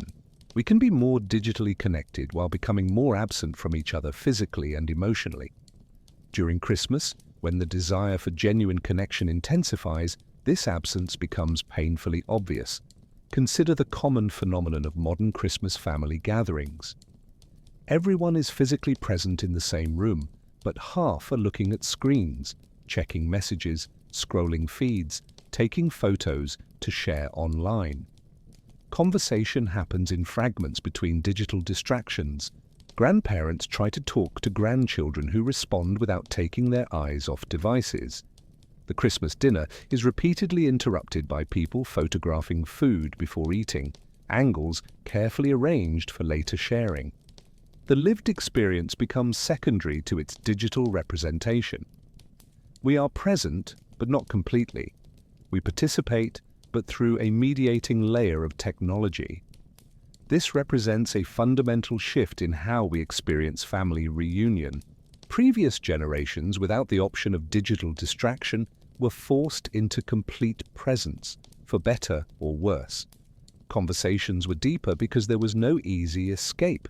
Silences were shared rather than filled with screen scrolling. Boredom was faced, not avoided. Was there value in these uncomfortable moments? Or are we romanticizing the past? For those geographically separated from families, technology offers a substitute for physical presence. Video calls during Christmas dinners have become common, a laptop or tablet positioned at the table showing the face of a distant relative, including them digitally in the celebration. It's a touching gesture, a genuine attempt to overcome distance. But conversations through screens have limitations that in-person conversations don't have. There's no true eye contact. You look at the camera or at the screen, but not both simultaneously. Body language is truncated, reduced to what the camera captures. Spontaneous moments are lost. The joke whispered to the side, the reassuring touch on a shoulder, the hug. And there's always awareness of being on broadcast, performing for the camera in ways that inhibit naturalness.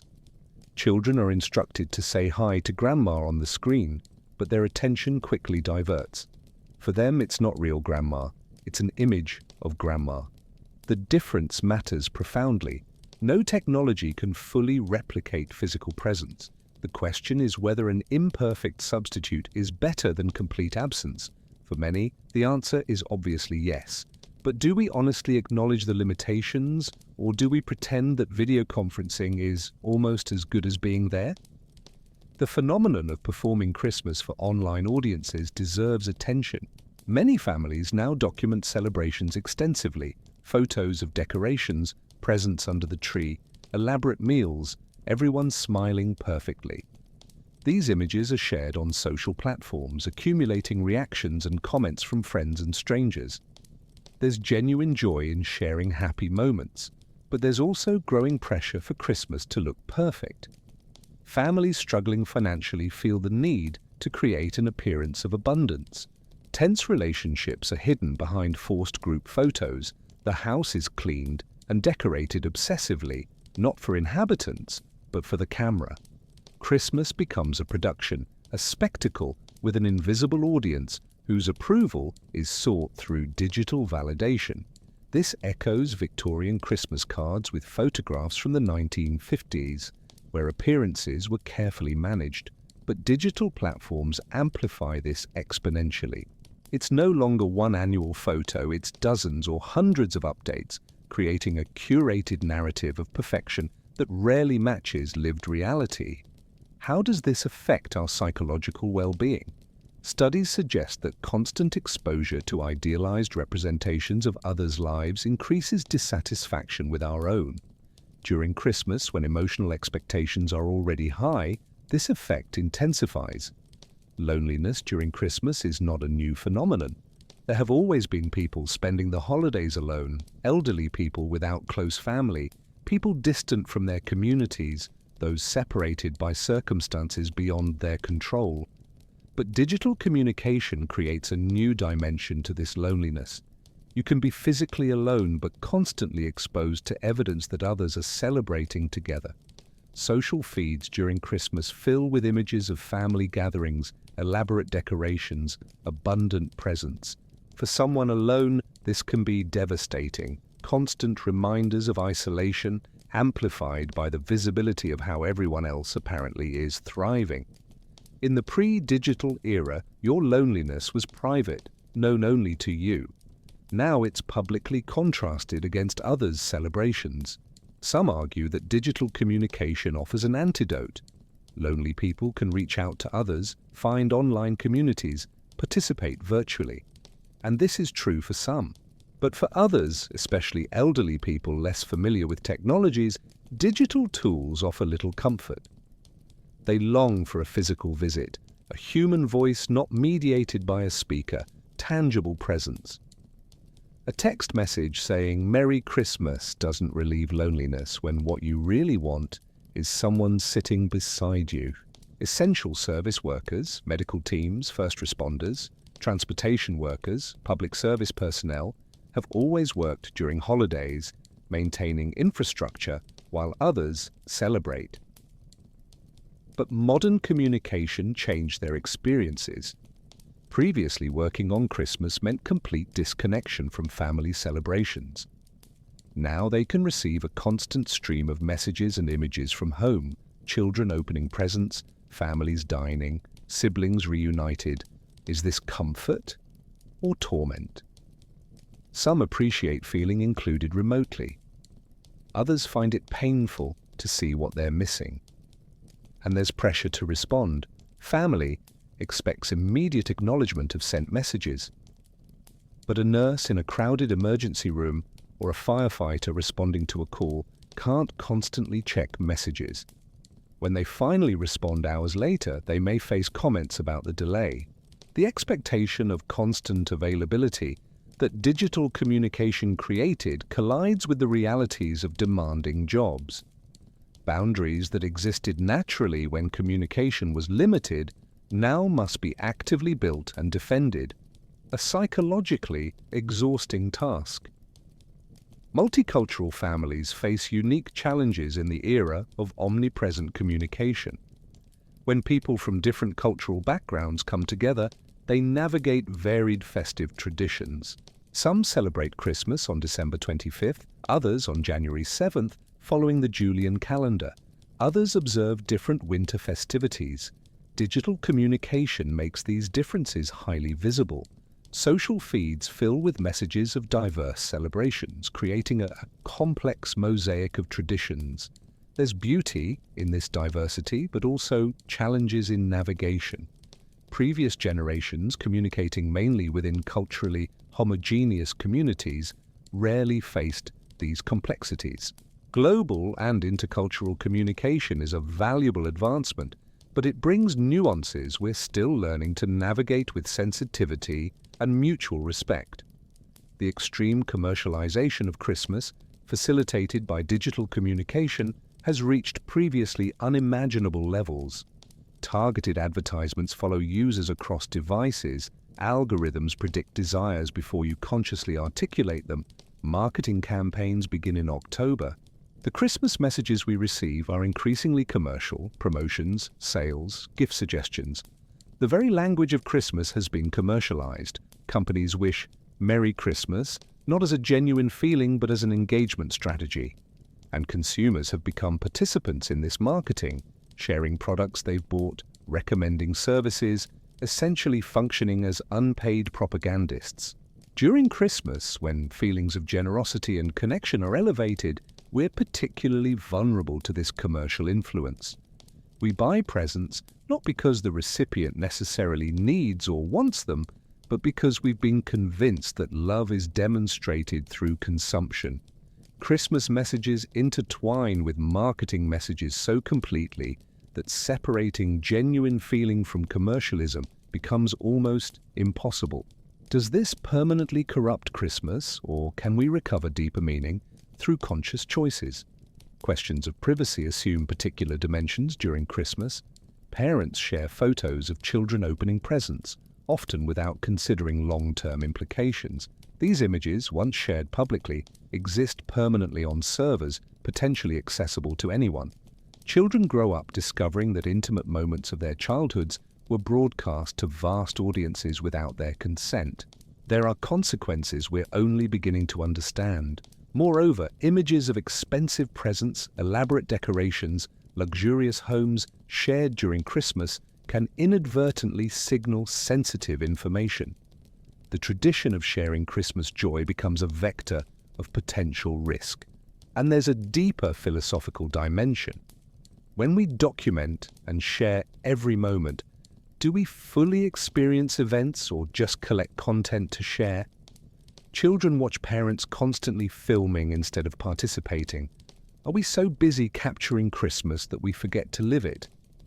Despite these criticisms and complexities, digital communication during Christmas offers undeniable benefits that shouldn't be dismissed. For soldiers deployed at distant bases, video communication with families at Christmas can be the difference between despair and hope. For immigrants separated from native countries by oceans, a simple message confirming that loved ones are well is an invaluable gift. For elderly people in care facilities, a video call with grandchildren can be the only moment of joy in an otherwise isolated season.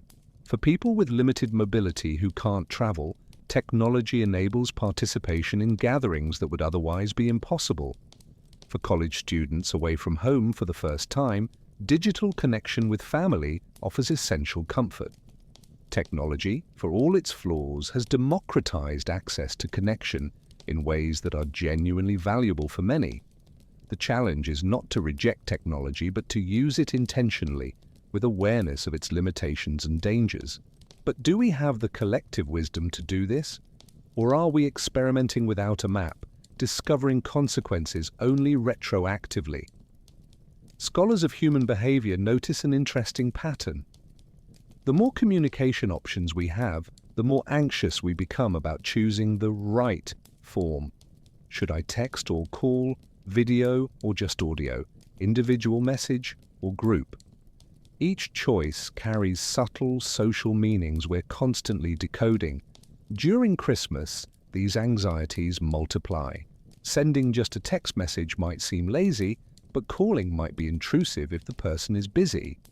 A video call requires both of you to be presentable and available simultaneously. Previous generations had limited options, which paradoxically simplified decisions. You wrote a letter, or you didn't. You visited in person, or you didn't.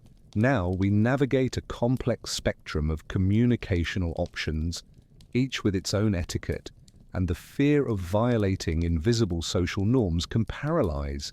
Some simply give up, not communicating anything for fear of communicating wrong. The abundance of choice has become its own form of obstacle.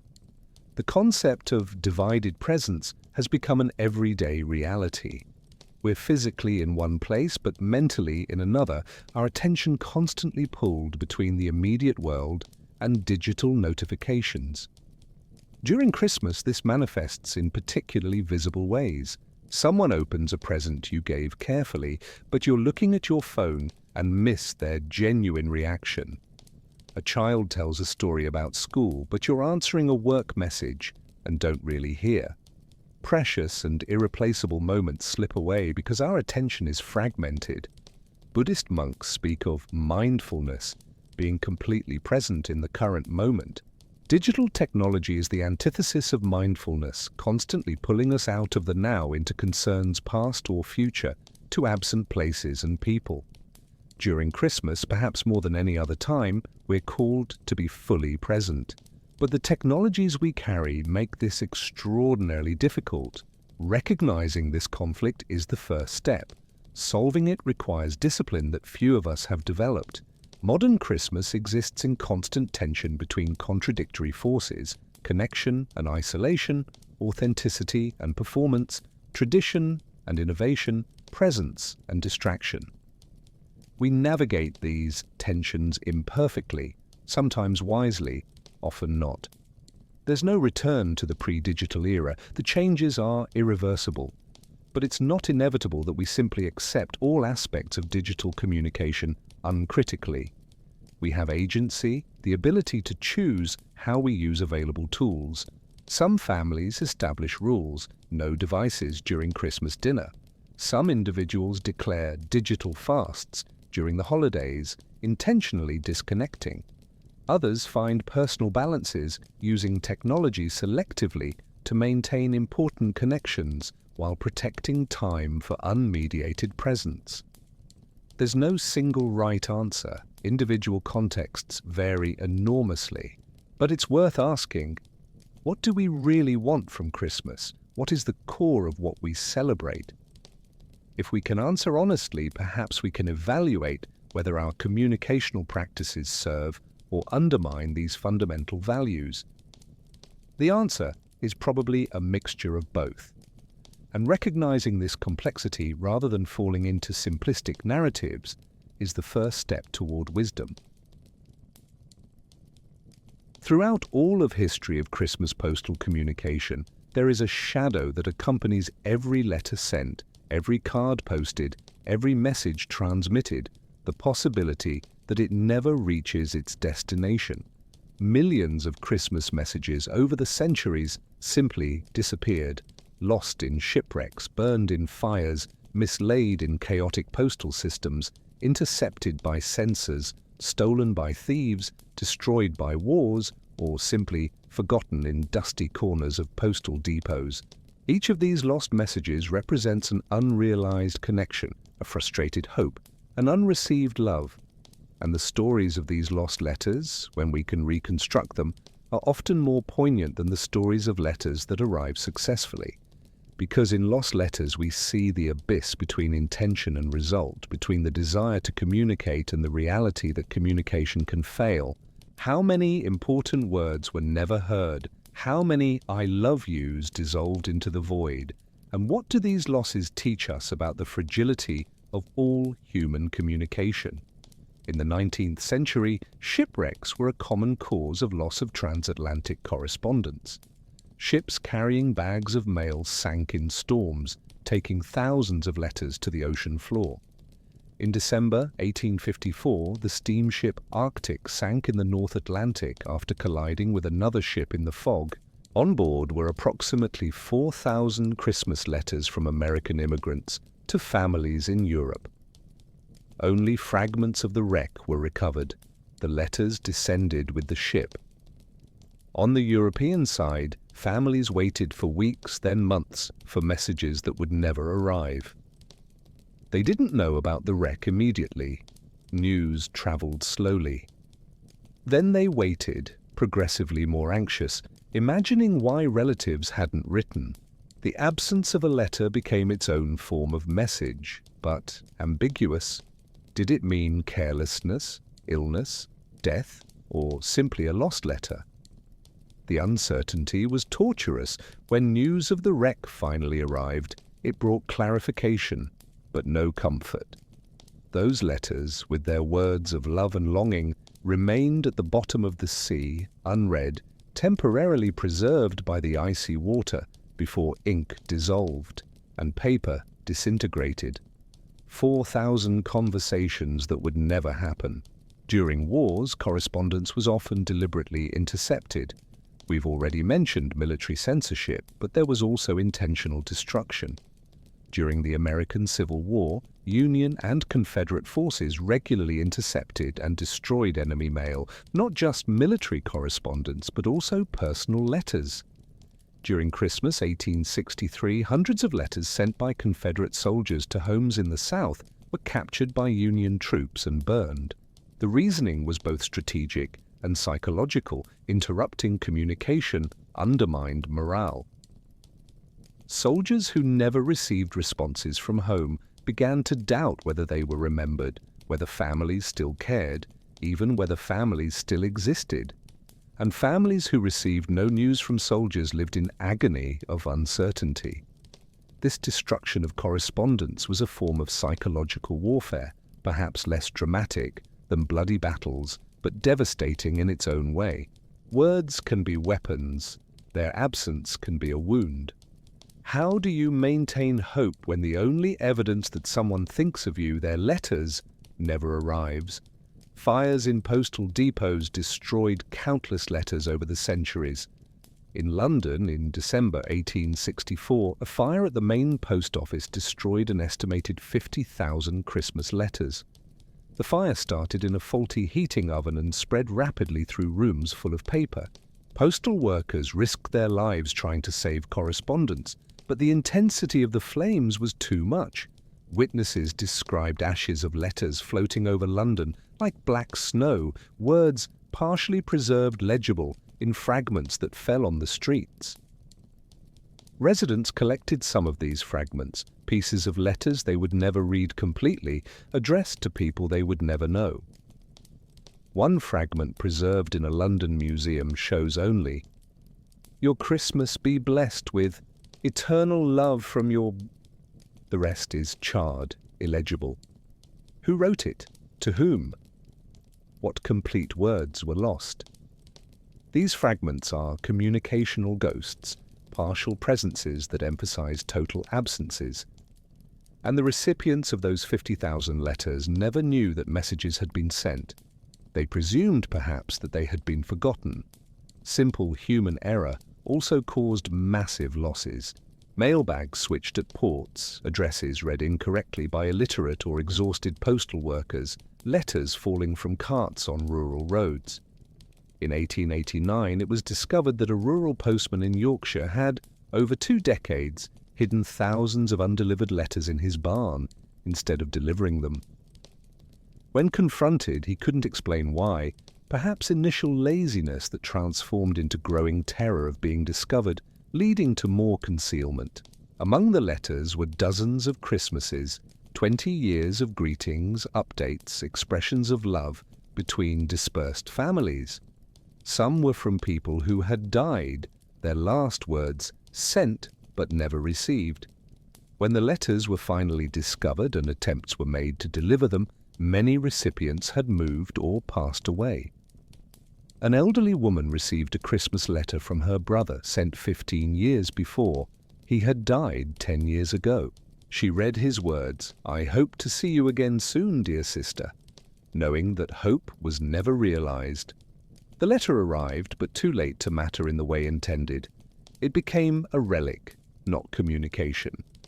In 1920s Australia, the airmail postal service was in its infancy, promising to dramatically accelerate mail delivery between vastly separated cities.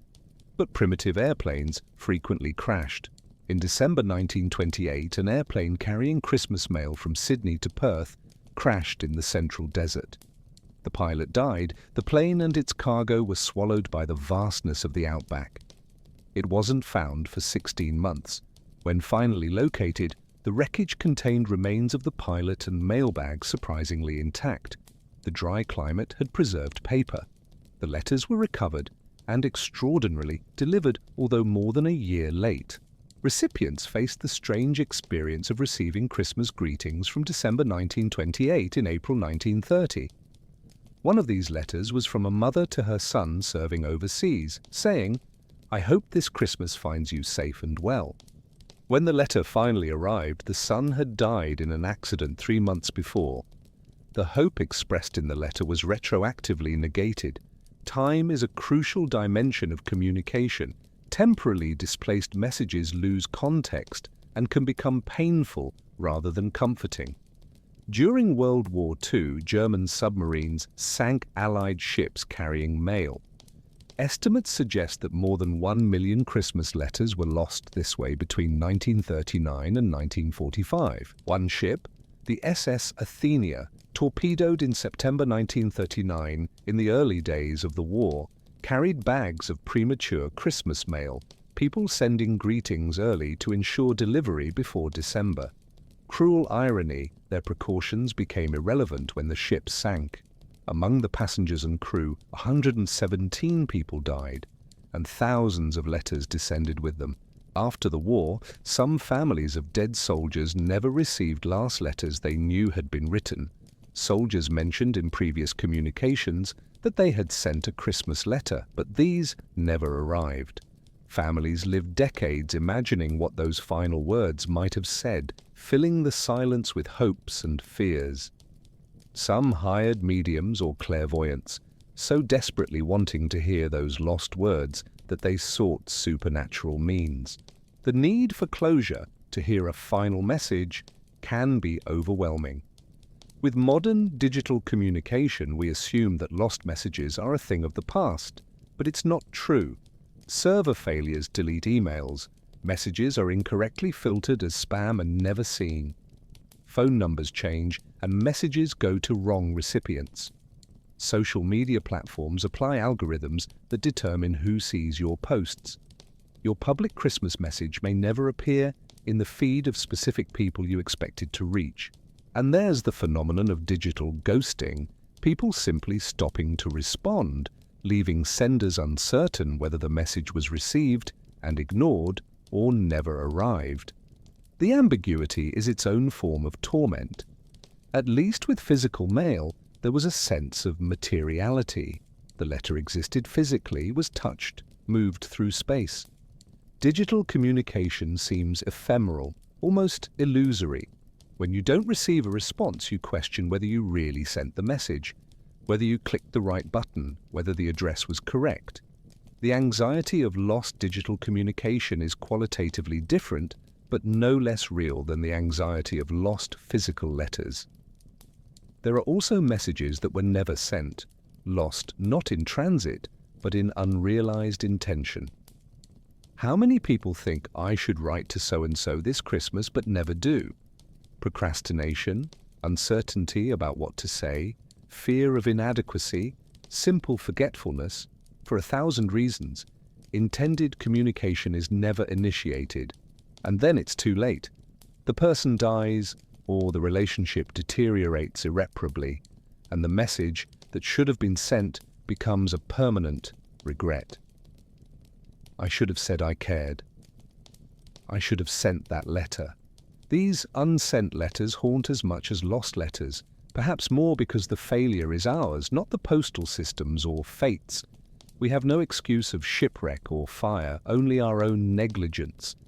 During Christmas, when we're supposedly focused on connection, how many of us leave important communications unrealized?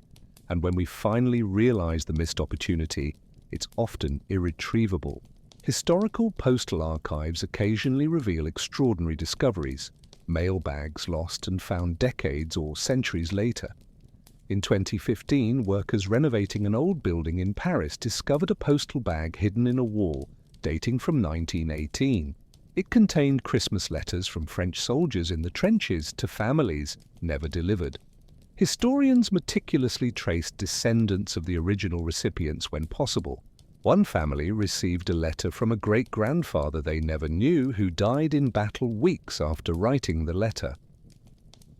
"My dear son, this Christmas I think of you constantly. Be brave. I love you."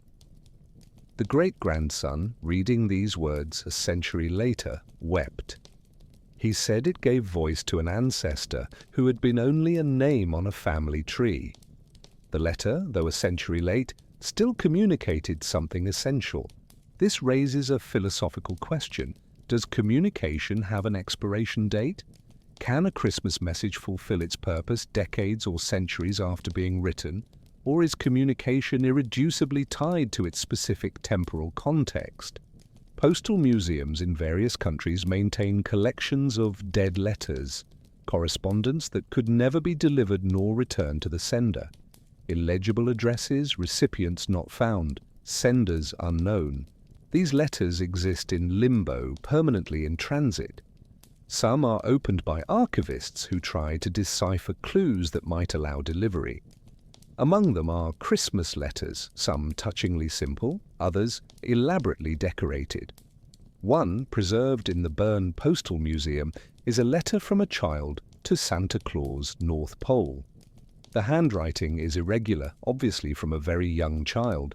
It says, "Dear Santa Claus, I don't want toys. Please bring my daddy back from the war." There's no date, but analysis of the ink and paper suggests the 1940s. The letter never reached Santa Claus, obviously, but it was also never returned.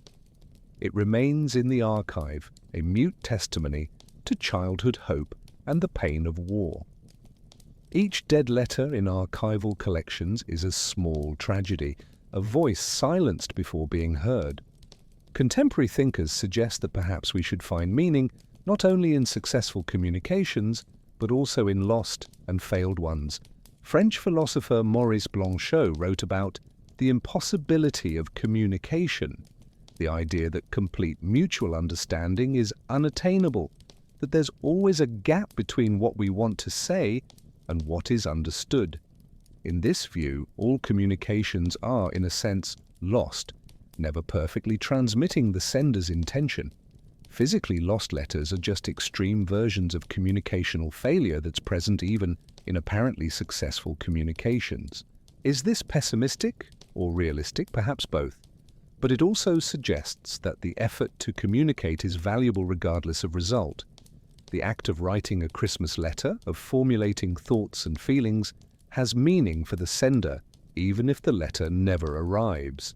You articulate love, gratitude, longing, and that act of articulation changes you regardless of whether any receiver ever reads the words. Perhaps communication is as much about clarifying our own feelings as it is about transmitting them to others. The fragility of communication, the awareness that messages can be lost, also confers value on what does arrive successfully. When a letter survives shipwreck, war, fire, and finally is held by its recipient, there's a sense of miracle. The odds were against it, but it persevered. This awareness of contingency makes successful communication more precious. In contrast, modern digital communication is so reliable that we take it for granted. We assume messages will arrive instantly and perfectly. When they occasionally fail, we become disproportionately frustrated. We lose appreciation for the extraordinary fact that communication across vast distances works. Perhaps we should cultivate gratitude not just for the messages we receive, but for the system itself, technological, social, human, that makes it possible for words to cross space and time. Every Christmas message that arrives is a small victory against entropy, against forces that constantly threaten to separate us and silence us. Lost letters teach us humility. They remind us that control is an illusion, that no matter how carefully we plan and execute, there are always elements beyond our influence. We can write a perfect letter, but we can't control whether it arrives. We can send a loving message, but we can't force a response. Communication requires vulnerability, putting words into the world without guarantee of how they'll be received or whether they'll be received at all. And in the lost Christmas letters throughout history, we see a record of all the times that vulnerability resulted in disappointment. But here's the remarkable thing. Despite all these losses, despite all the letters that sank with ships and burned in fires and were lost in chaotic systems, people kept writing. They kept sending. They kept hoping. The persistence of Christmas communication through centuries of failures and losses is a testament to something fundamental in human nature, a refusal to accept silence, an insistence on reaching across the void to touch those we love. Even when we know the message might be lost, we send it anyway. Because the alternative, not trying to communicate, is even worse. Voluntary silence is death. Attempted communication, even failed, is life. We are now at a historical crossroads in Christmas communication. For the first time in millennia, emerging technologies suggest possibilities that seem almost magical. Virtual reality that allows presence at celebrations thousands of kilometers away. Artificial intelligence that can analyze your communication history and suggest personalized messages. Instantaneous translation that dissolves language barriers. Holograms that project three-dimensional images of absent loved ones. We are on the brink of an era where physical limitations that have always constrained human communication may be, if not eliminated, at least dramatically reduced. But these technological possibilities raise profound questions. What happens to the meaning of communication when all barriers disappear? When being present virtually becomes indistinguishable from physical presence, is something essential about family reunion lost or transformed? And as we delegate more of our communication to automated systems and algorithms, where does the essential humanity of reaching across distance go? The future of Christmas communication is not just a technical question, but a philosophical one about what we value in human connection. Virtual reality already exists in primitive forms, but it's advancing rapidly. Within a decade, experts predict we'll have the ability to create virtual environments so convincing that our brains will have difficulty distinguishing them from physical reality. Imagine a Christmas dinner where all family members, scattered across 5 continents, put on virtual reality headsets and meet in a shared virtual dining room. You would see realistic representations of everyone, hear their voices as if they were beside you, perhaps even feel tactile simulations through specialized suits. You would converse, laugh, share a meal, although each person would be physically eating in their own location. Is this a wonderful advancement or a poor substitute for a real reunion? The answer probably depends on the available alternative. For a family that otherwise couldn't reunite due to costs, distances, or travel restrictions, a virtual reality reunion would be immensely better than a video call or text messages. But for a family that could, with effort, physically reunite but chooses virtual convenience, does it represent a loss? Technology doesn't determine values, it only offers options. But options shape behavior, and behavior changes culture. Artificial intelligence is already being used to generate messages. Systems can analyze how you communicate, learn your style, and compose messages that sound like you. During Christmas, you could theoretically instruct an AI assistant, send personalized Christmas messages to everyone on my contact list, using my usual tone, referencing past interactions when appropriate. The system would do this in seconds. Each recipient would receive an apparently personalized and genuine message. But would it be? If you didn't choose each word, didn't think about each recipient individually, can you really claim you sent the message? Or did you simply delegate communication to a machine? There's historical precedent. Victorian circular letters were a form of automation. Commercial cards were a form of outsourcing. But artificial intelligence takes this to a new level because it imitates intimacy. A machine-generated message can mention specific details of a relationship, express apparently genuine emotions, all without direct human involvement. This forces us to ask, what makes communication authentic? Is it origin? Must it come from human consciousness? Or is it effect? If the recipient feels loved and remembered, does it matter how the message was produced?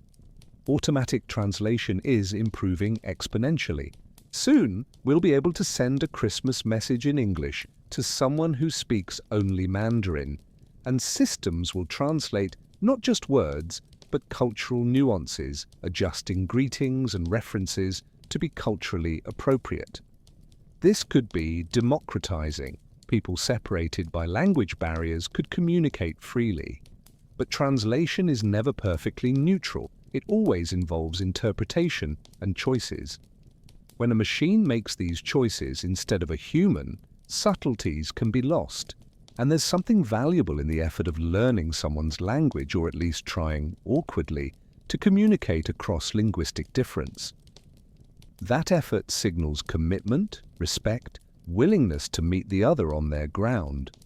When perfect automatic translation eliminates the need for that effort, we gain efficiency but perhaps lose something about the depth of interpersonal commitment. As always with technology, there are trade-offs that we rarely examine carefully before adopting tools. Holographic communication, three-dimensional projections of people, is in development. Imagine that instead of a video call on a flat screen, a life-size projection of a person appears in your room during Christmas. You could walk around them, see them from different angles, feel something approaching physical presence. For grandparents who can't travel to see grandchildren, this would be an extraordinary gift. For soldiers deployed overseas, seeing holograms of families would be immense comfort. But holograms can also be disturbing. They come so close to real presence that absence becomes more acute. When a child tries to hug a holographic grandmother and their arms pass through the insubstantial image, the illusion breaks painfully. Are we psychologically prepared for these technologies of near presence? Or will they create new forms of anxiety and sadness, intensified desire precisely because approximation of reality emphasizes what's still missing?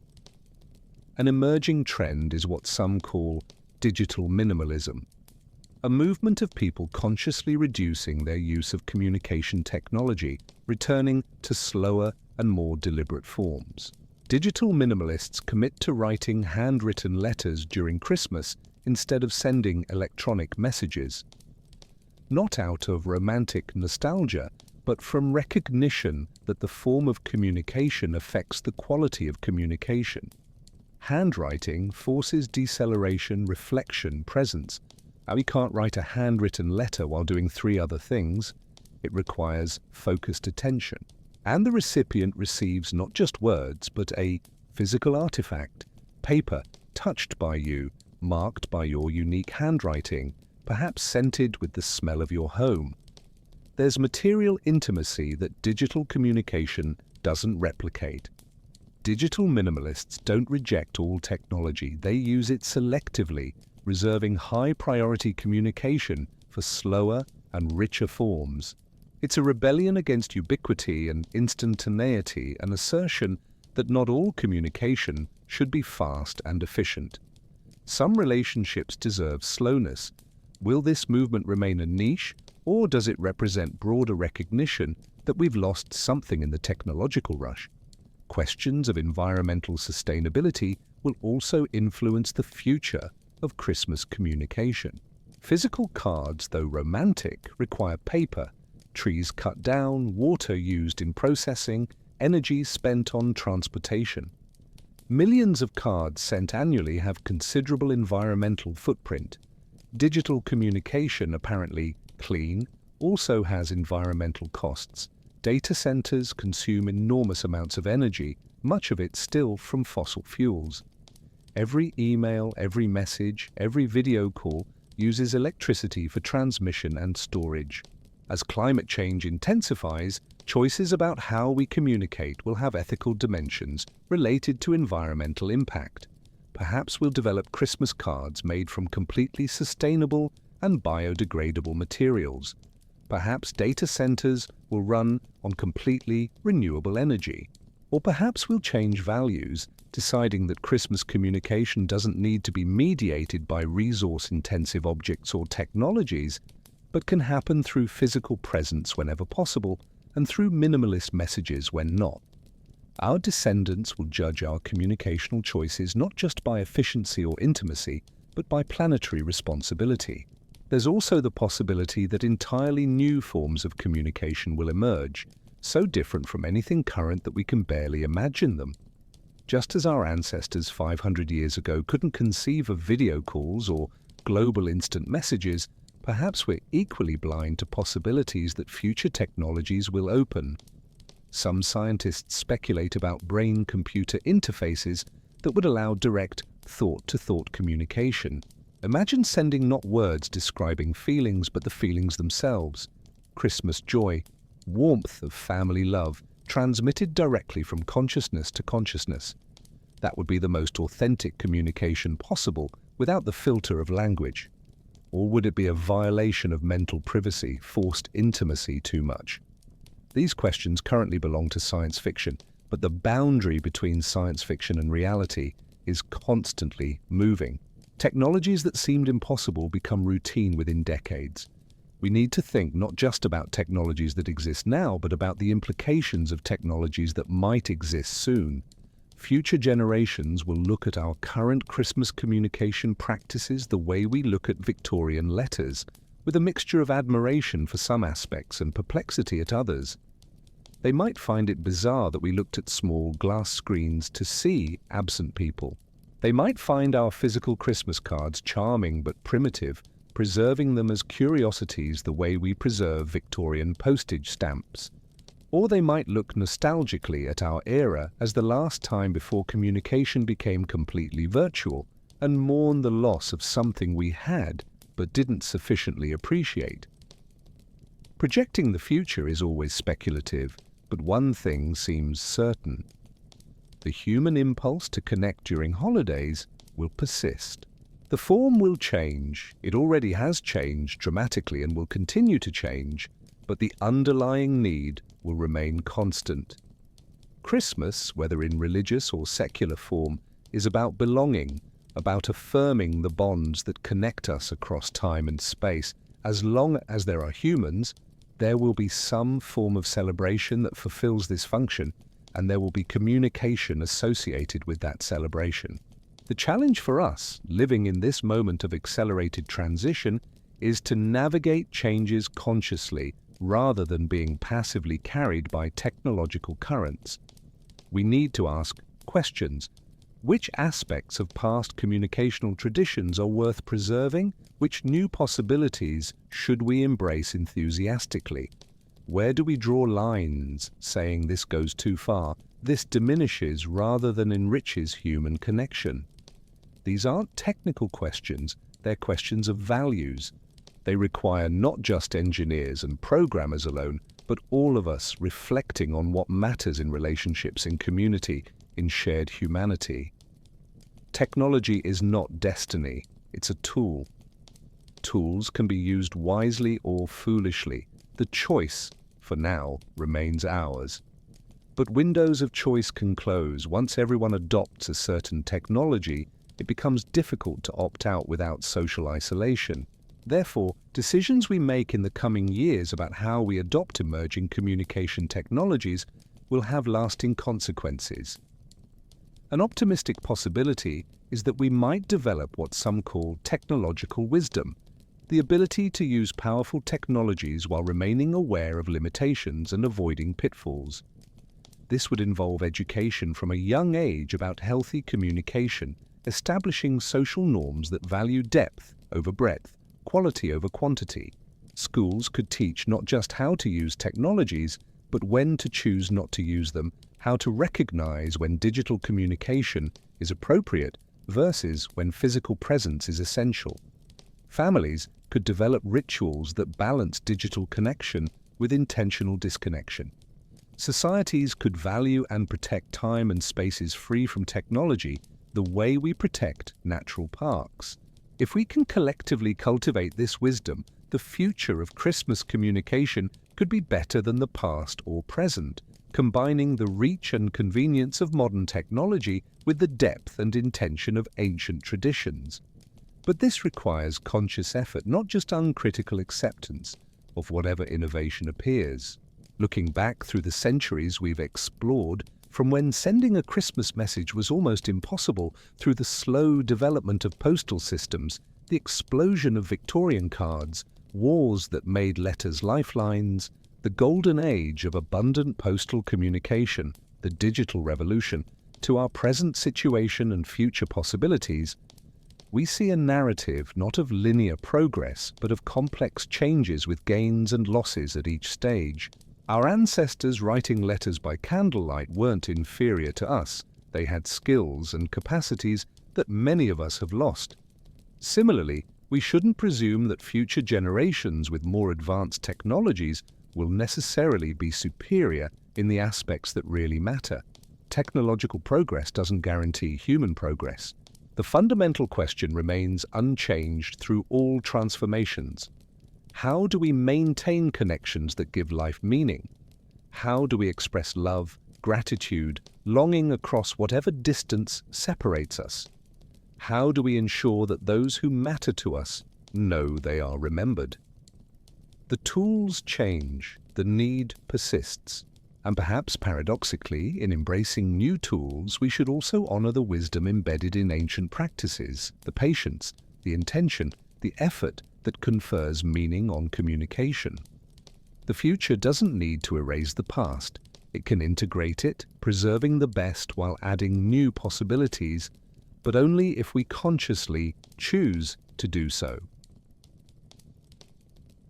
After traveling through centuries of Christmas communication history, through handwritten letters and carrier pigeons, postage stamps and telegrams, Victorian cards and emails, video calls and instant messages, it's easy to be dazzled by the changes.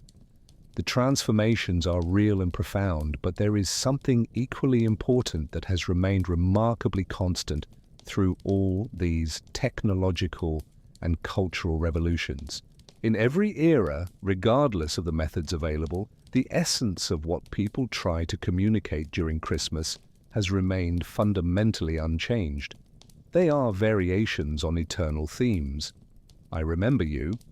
You matter to me. I'm thinking of you in this special moment. Despite the distance, you are not alone. I love you. These fundamental messages traverse centuries, expressed in medieval Latin, Victorian English, or digital emojis. The language changes, but the feeling persists. And this suggests something profound about human nature. Our need for connection is not a product of particular historical circumstances, but an essential aspect of what it means to be human. Think of the Roman mother in the 1st century AD, scratching a message into a wax tablet for her soldier sons stationed at a distant fortress, hoping that some traveler would carry it across hundreds of kilometers. Think of the Victorian woman in 1850 carefully selecting a Christmas card to send to her sister in Australia, knowing it would take months to arrive. Think of the soldier in a trench in 1916 writing a Christmas letter with frozen hands, censoring his own words to spare his family from the horror he was witnessing. Think of the immigrant in 1970 dictating a letter to a scribe because she herself was illiterate, sending precious dollars and words of love across the ocean. Think of the grandmother in 2020 awkwardly learning to use video calling to see her grandchildren during the holidays. The technologies are radically different. The historical contexts are incomparably distinct. But the central emotion, the desire to reach across separation to touch those we love, is identical. This continuity is comforting. In a world of constant and sometimes disorienting change, there is something stable at the center of human experience. Christmas letters throughout history, when read collectively, reveal recurring patterns. Certain phrases appear repeatedly, separated by centuries, but strangely similar. I hope this message finds you well. I miss you more than words can express. I wish we could be together. I pray for your safe return. I remember past Christmases when we were together. These phrases, or close variations, appear in medieval Latin letters, Victorian correspondence, wartime telegrams, contemporary emails. They're almost clichés, and they're clichés precisely because they express universal truths. They've become formulas because they work, because they capture feelings that millions share. There's a modern tendency to value originality and authenticity above all, to disdain conventional language as not genuine. But perhaps there's wisdom in phrases that have survived centuries. Perhaps these words worn by use are worn precisely because they're true, because generation after generation has recognized them as expressing something essential. We don't need to reinvent emotional communication. We can lean on tradition, on language tested by time that carries the weight of every time it was used before us. The annual cycle of Christmas communication creates a temporal rhythm that structures lives. For many people, especially those separated from loved ones, Christmas is a moment of recalibration, a time to assess relationships, to reach out to those from whom you've drifted during the year, to renew commitments. Should I write to her this Christmas? The question implicitly asks, does our relationship still exist? Do we still care about each other? The decision to send or not send an expected Christmas message is a statement about the status of the relationship, and receiving or not receiving an expected message communicates something equally powerful. This annual rhythm of reassessment and renewal existed when communication was limited to one annual letter, and it persists even now when we could communicate daily. There's something about the specific moment, the convergence of year's end, winter, religious or secular celebration, memories of past Christmases, that intensifies the desire for connection. The calendar provides structure, designated time when it's appropriate, and expected to reach out, even if the relationship has been neglected in the other 11 months. Is this hypocrisy or practical wisdom? Perhaps it's recognition that perfect and constantly maintained relationships are unattainable ideals, and that annual revivals are better than letting connections die completely. Children have always occupied a special place in Christmas communication. Letters to and about children appear constantly throughout the centuries. Parents, separated from children, write with almost physical longing. How much has she grown? Does she remember me? Does she understand why I can't be there? Grandparents request detailed descriptions of grandchildren they've never met or haven't seen in years. Send me a photograph if you can. I want to see your face. And children, when old enough to write, produce some of the most touching Christmas communications. Awkward, direct, devastatingly honest. A letter from a child preserved from 1870. Father, are you coming home for Christmas? Mother cries at night. I try to be brave, but I miss you. There's no literary sophistication, just pure emotional truth.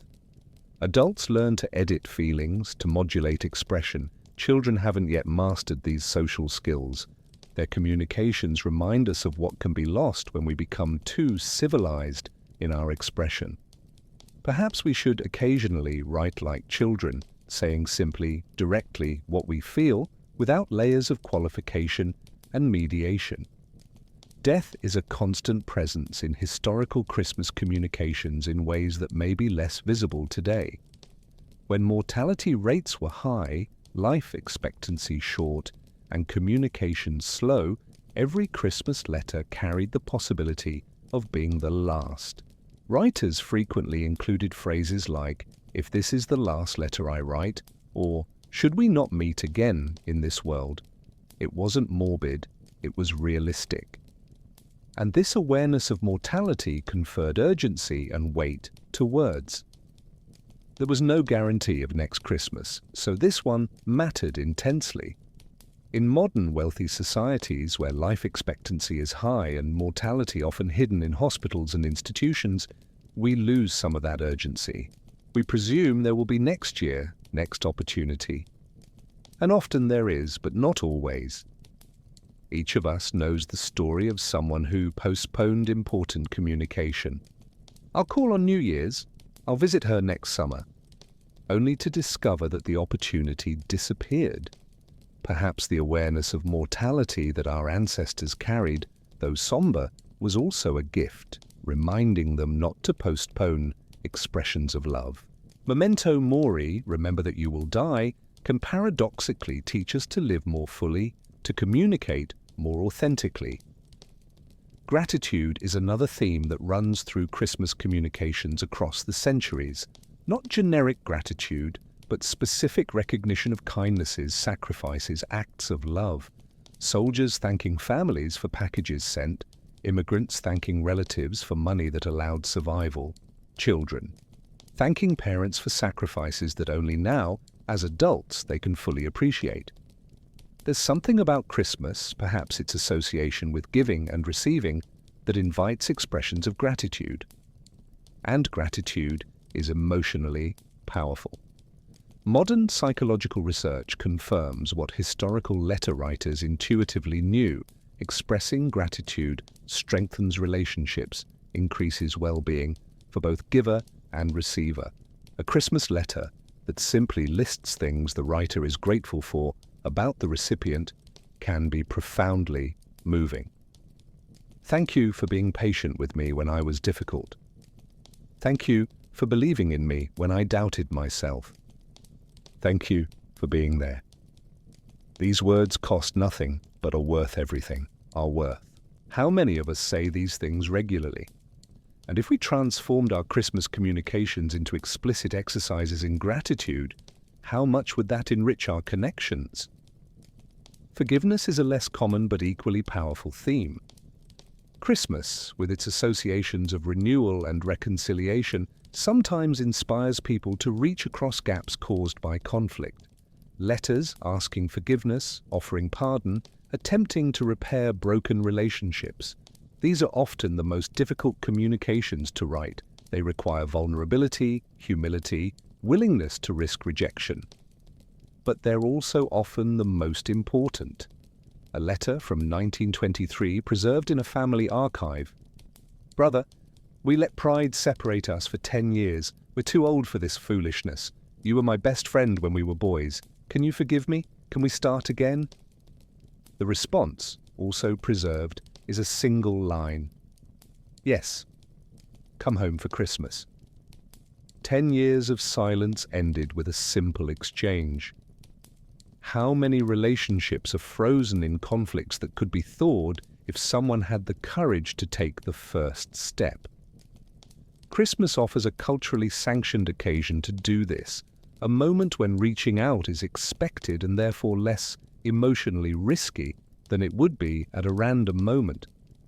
Perhaps we should use that cultural permission more often. Hope is perhaps the most universal theme of all. Even in the darkest circumstances, war, poverty, illness, separation, Christmas communications express hope. Hope for reunion, hope for peace, hope for better times, hope simply to survive until next Christmas. This hope isn't always realistic. Many hopes expressed in historical Christmas letters never came true. But expressing hope has value independent of being realized, because hope is what allows us to continue. Hopelessness is paralysis. Hope, even tenuous, enables movement, effort, life. Viktor Frankl, a survivor of Nazi concentration camps, wrote that those who maintained hope, even based on nothing more than sheer determination, had higher survival rates than those who gave up. Christmas communications throughout history have been vehicles of hope, ways of keeping the flame alive against darkness, and this function persists. Even now, in relatively prosperous and safe eras and places, Christmas can be an emotionally difficult time for many, those grieving, lonely, struggling. A message of hope. It will get better. You're not alone. I care can be a lifeline. Looking through all these letters and messages across the centuries, a final pattern emerges. Christmas communication isn't really about information. It rarely contains important news or crucial data. It's about something more fundamental. It's about witness. I exist, you exist, our connection exists. In a vast and often indifferent world where it's easy to feel insignificant and forgotten, a Christmas message says, "You are remembered, you matter." And that is an extraordinary gift. Philosopher Martin Buber distinguished between I-it relationships, where we treat others as objects or means to ends, and I-thou relationships, where we recognize the full humanity of the other and meet them authentically. Christmas communication at its best is an exercise in I-thou relationships, a moment of truly recognizing another person, of seeing them, of confirming their existence and worth. It doesn't require sophisticated technology or literary eloquence. It requires only genuine presence, attention, care. One line, "I'm thinking of you this Christmas," when said truly, is profound. The tools of communication will continue to evolve. 100 years from now, people will laugh at our video calls and smartphones as primitive, just as we can smile at letters sent by stagecoach or telegrams.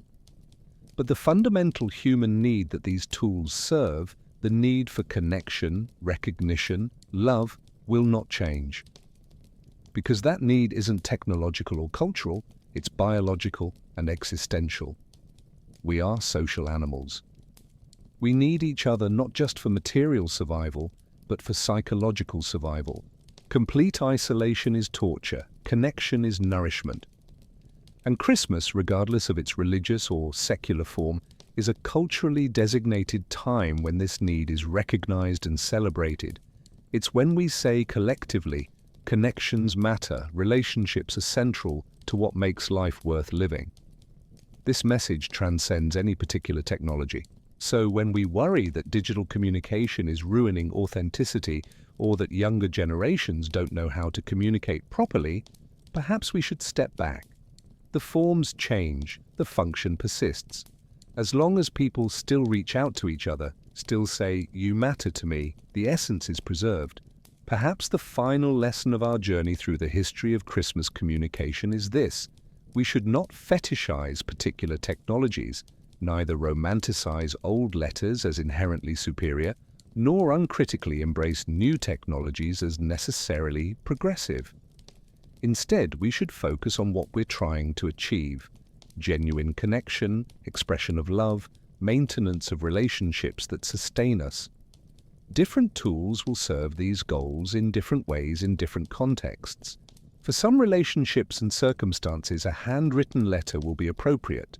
For others, a quick text message will suffice.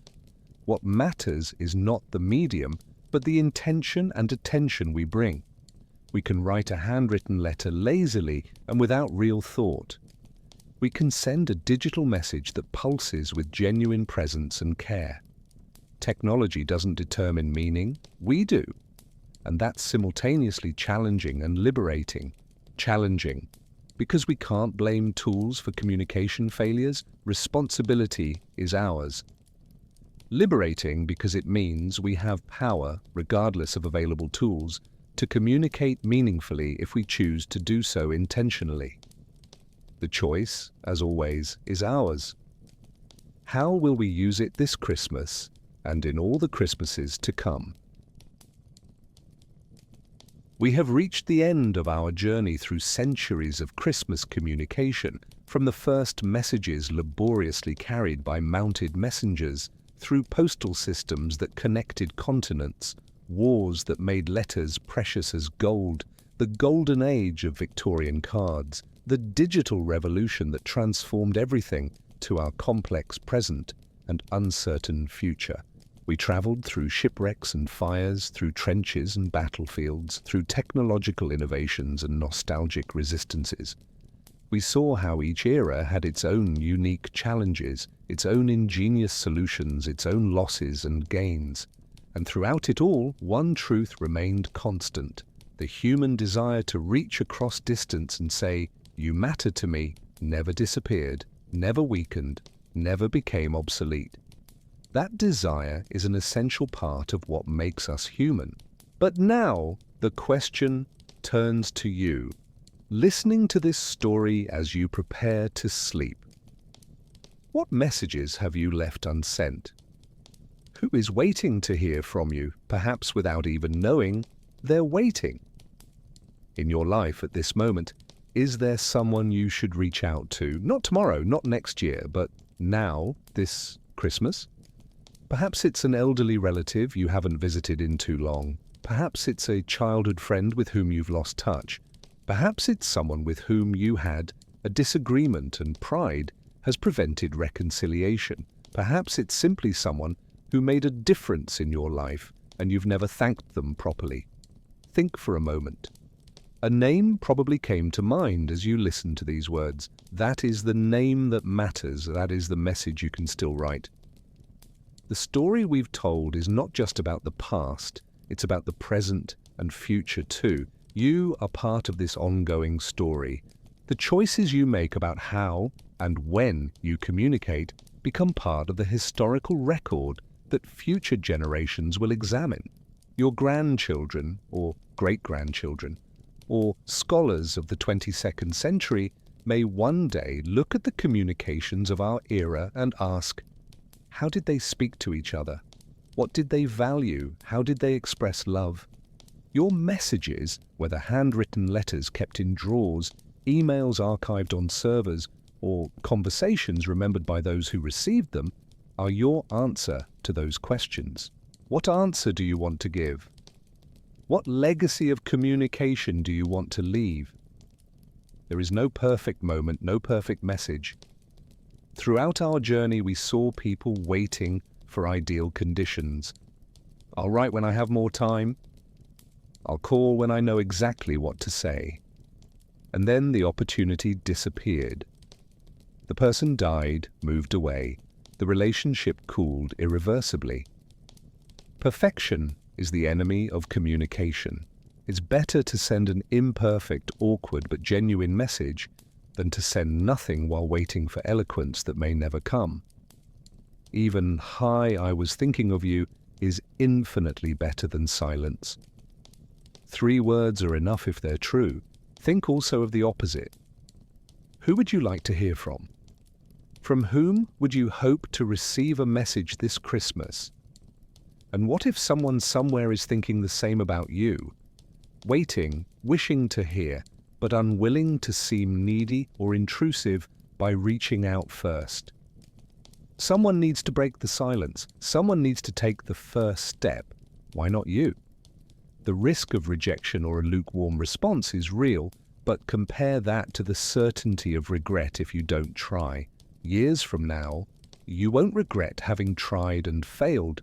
You'll regret not having tried. This is our invitation to you, not just as a listener to this story, but as a member of the Sleeping Times community. Here, we are not just passive spectators of history, we are active participants in creating meaning in our own lives. After hearing about centuries of people struggling to maintain connections across impossible distances, what action will you take? What message will you send? Share your experience with us in the comments. Tell us, did you reach out to someone this Christmas after hearing this story? How did it go? What happened? Your stories inspire others. Create a community of people committed to authentic communication. And if you know someone who needs to hear this story, someone struggling with loneliness, someone separated from loved ones, someone who has forgotten the power of a simple message, share this video with them. Sometimes the greatest gift we can give is to remind someone that connection is possible, that distance is not destiny, that it's never too late to reach out. And to you who have accompanied us through this long journey, thank you. Your presence here, your attention matters. If you're not yet part of the Sleeping Times family, subscribe now. We have many other stories waiting, stories that educate, calm, inspire.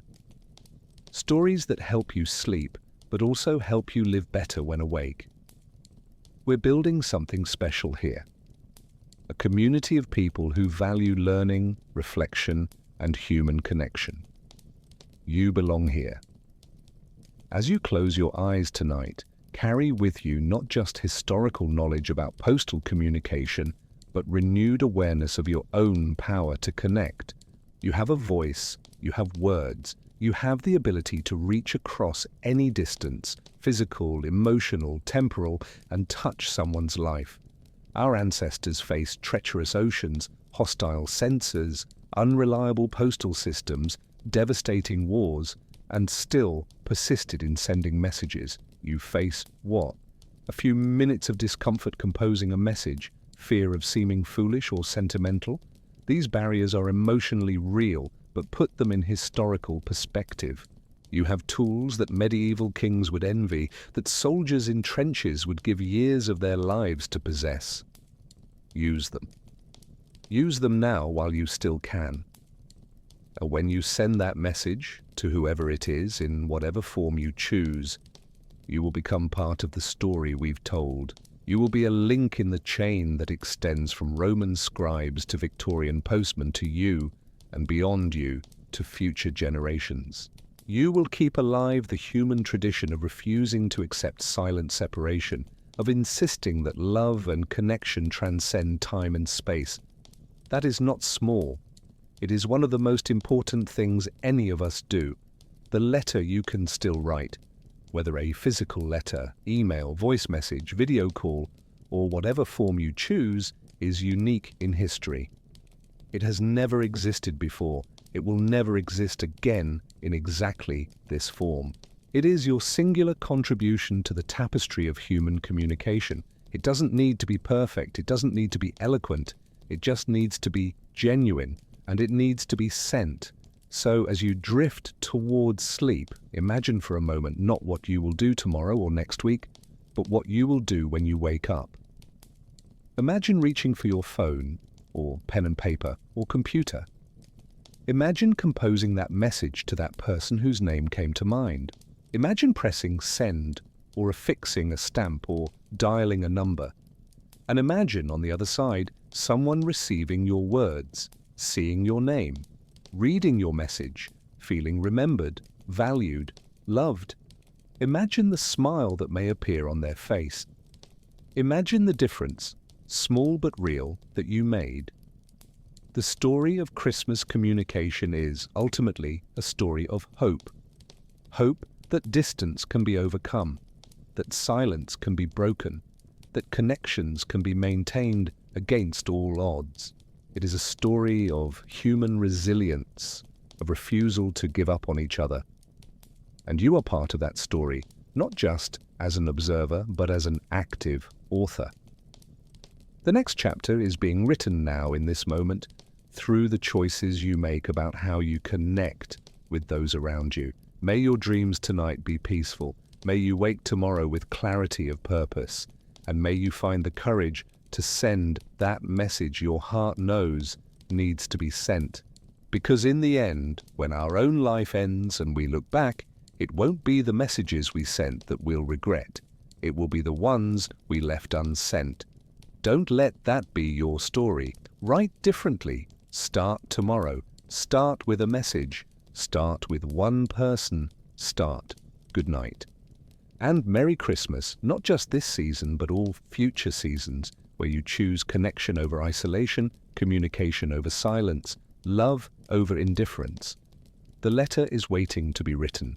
Only you can write it.